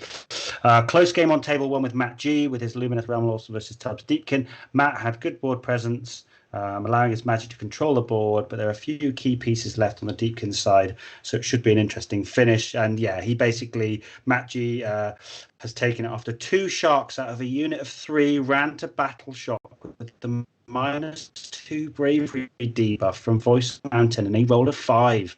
Oh, that's going to hurt. So yeah, that bravery being the one of the sort of Achilles heel of Deepkin persists. So yeah, Matt took that out. And then yeah, on table 8, there's some late plays. It's Toggy's Legion of Chaos Ascendant, and they've managed to roll enough to summon 10 demonettes. They've attempted to charge onto an objective with 5 hard boys on it. He rolled a 4 the first time, re-rolled it into the big 12.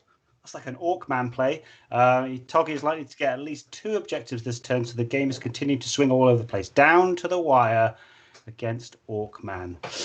So yes, we are 5 to 10 minutes away from ending the round. So let's see how that big game on it's table 2 in my tournament, but it's obviously the mainstream table for the Honest Wargamer. Yeah, I'm going to pass you back there. I think that'll be it for me for today. I'm sure you've seen more than enough of me. So I'm going to pass you back to Dan and Rob, the lads in the lounge. That's what I'm going to call it now.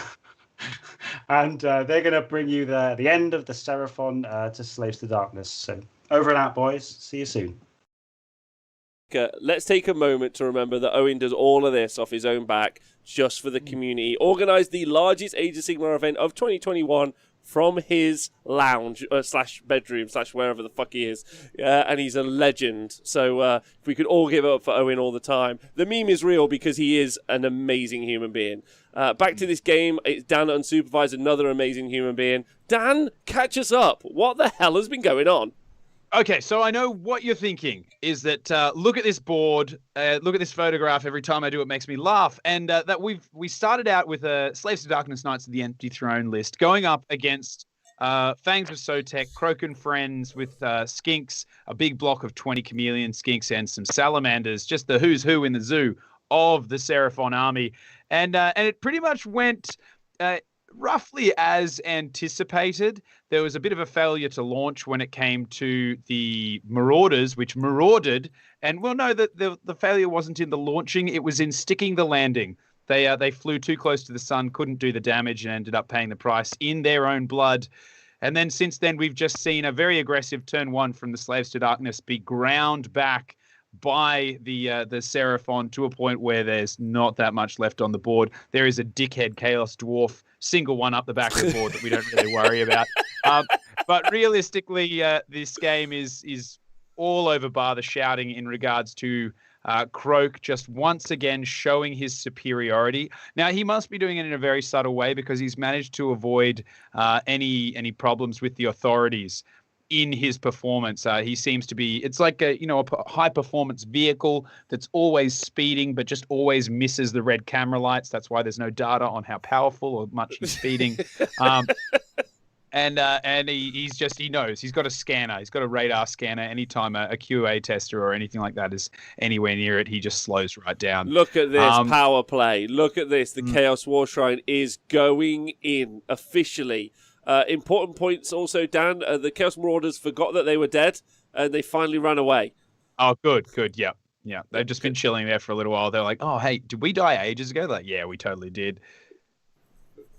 Yeah, so, that's what they do. Now the Chaos War Shrines come in to bring the real power in. We've realised that the Seraphon player has baited in... Sorry, the Chaos Slaves to Darkness player has baited in the Seraphon player with his Varaunguard, and finally the power pieces of the army, the Chaos War Shrines, are going to town.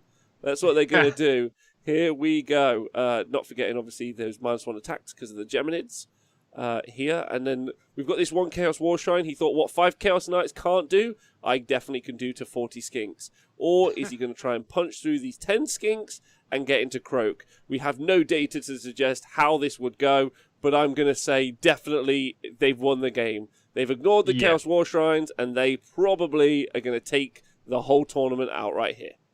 Mm-hmm. Yeah, I don't think that there's much over left bar the shouting, and the shouting is mostly at the Varaunguard for not piling in and attacking twice when they had the chance. Yeah, I mean, to be fair, I don't know if it actually would have made any difference. Probably I mean, yeah, not, to be fair. I mean, he only did. I mean, the two salamanders only did like 6. I mean, they did 6 damage at the end of the day. But those chameleon skinks, holy goodness, 11 damage coming out of those into. So 9. Was it 9 to 10? 9 mortal wounds with 2 more additional damage. I think going into the Varaunguard from those chameleon skinks. Horrific volumes of damage, and they're just skinks with a 6-up save, doing nothing. Good night, Dwarf Penguin. I hope you're well. Don't forget to join us tomorrow. And obviously, massive love to the Owen Jackson. Appreciate you all. It's been great. Dan, I do think this game is over completely. Yeah, right? I think we're done and dusted. You happy to call it? I am. It's been a war of attrition, and I think that the only thing left that I would hang around with is to see the Chaos Dwarf die, but I don't think we're going to get to it. So there's nothing more I need. I am feature complete on this bad boy. Well, let's clap for those players, and I think we're calling it. We're calling it. It's all over. Well done. The important thing, though, to talk about is we didn't cover it today. It's just been talked about in the chat that Marcus Rock, our French wizard, who's normally in the chat, 3-0 with his Living City list, a unit of 20 Sisters of the Watch. No idea what he's doing. He's got some Fulminators. He's gone 3-0. Never, ever knew what was going on. Can't wait to see it make the top 8. So Seraphon there, absolutely smashing face. Double turn, no double turn, irregardless. Game doesn't base around a double turn, and I would argue that forever. But the Seraphon War Scrolls are just absolutely bananas, ultimately, and they've just got so much strength in them. Yeah, pretty wild game, Dan? Yeah, and honestly, yes, a double turn can be strong, but realistically, looking at where we were at the top of turn 2, even if Slaves to Darkness had got it, and now seeing just the output and the survivability of the Seraphon, I don't know that they would have been able to pull it back. I think it just would have taken longer to get where we are right now. Agreed. Absolutely. I agree with you loads. Listen, it's been a great day. Dan, you've been a delight to talk games with. I'm so happy that Skink Star Priest managed to secure what was ever in that temple, but it was really important. He was furious about that. He was like, hey, no, don't nobody see that. Special shout out to our intern Matt, who's been our man in the field all day. You can't hear him, but he's a little legend, providing us with all the data. So thank you to Matt, the data miner. And also thanks to everyone in the Twitch chat. Thanks for sending me some pizza money. That was super lovely of you. Thanks to also the co-hosts that I've had on today, so both Adam and Joe. And then, of course, join us again tomorrow. We've got some more of this goodness. But there's Mega Gargants. Mega Gargants and fun. A mega amount of Mega Gargants. Can't wait. Yeah. So tomorrow's just going to be us flexing. It's like D&D, but with Gargants. Anyway, I just can't wait to see Yeet Jesus kicking objectives all over the map. Super keen. Yeah, you guys are great. Thanks for tuning in. Do tune in tomorrow. Thanks to everyone on Patreon. Thanks to everyone who listens. Thanks to everyone who watches. You're all great. Thanks for making the day brilliant. Have a nice day. See you soon. Bye.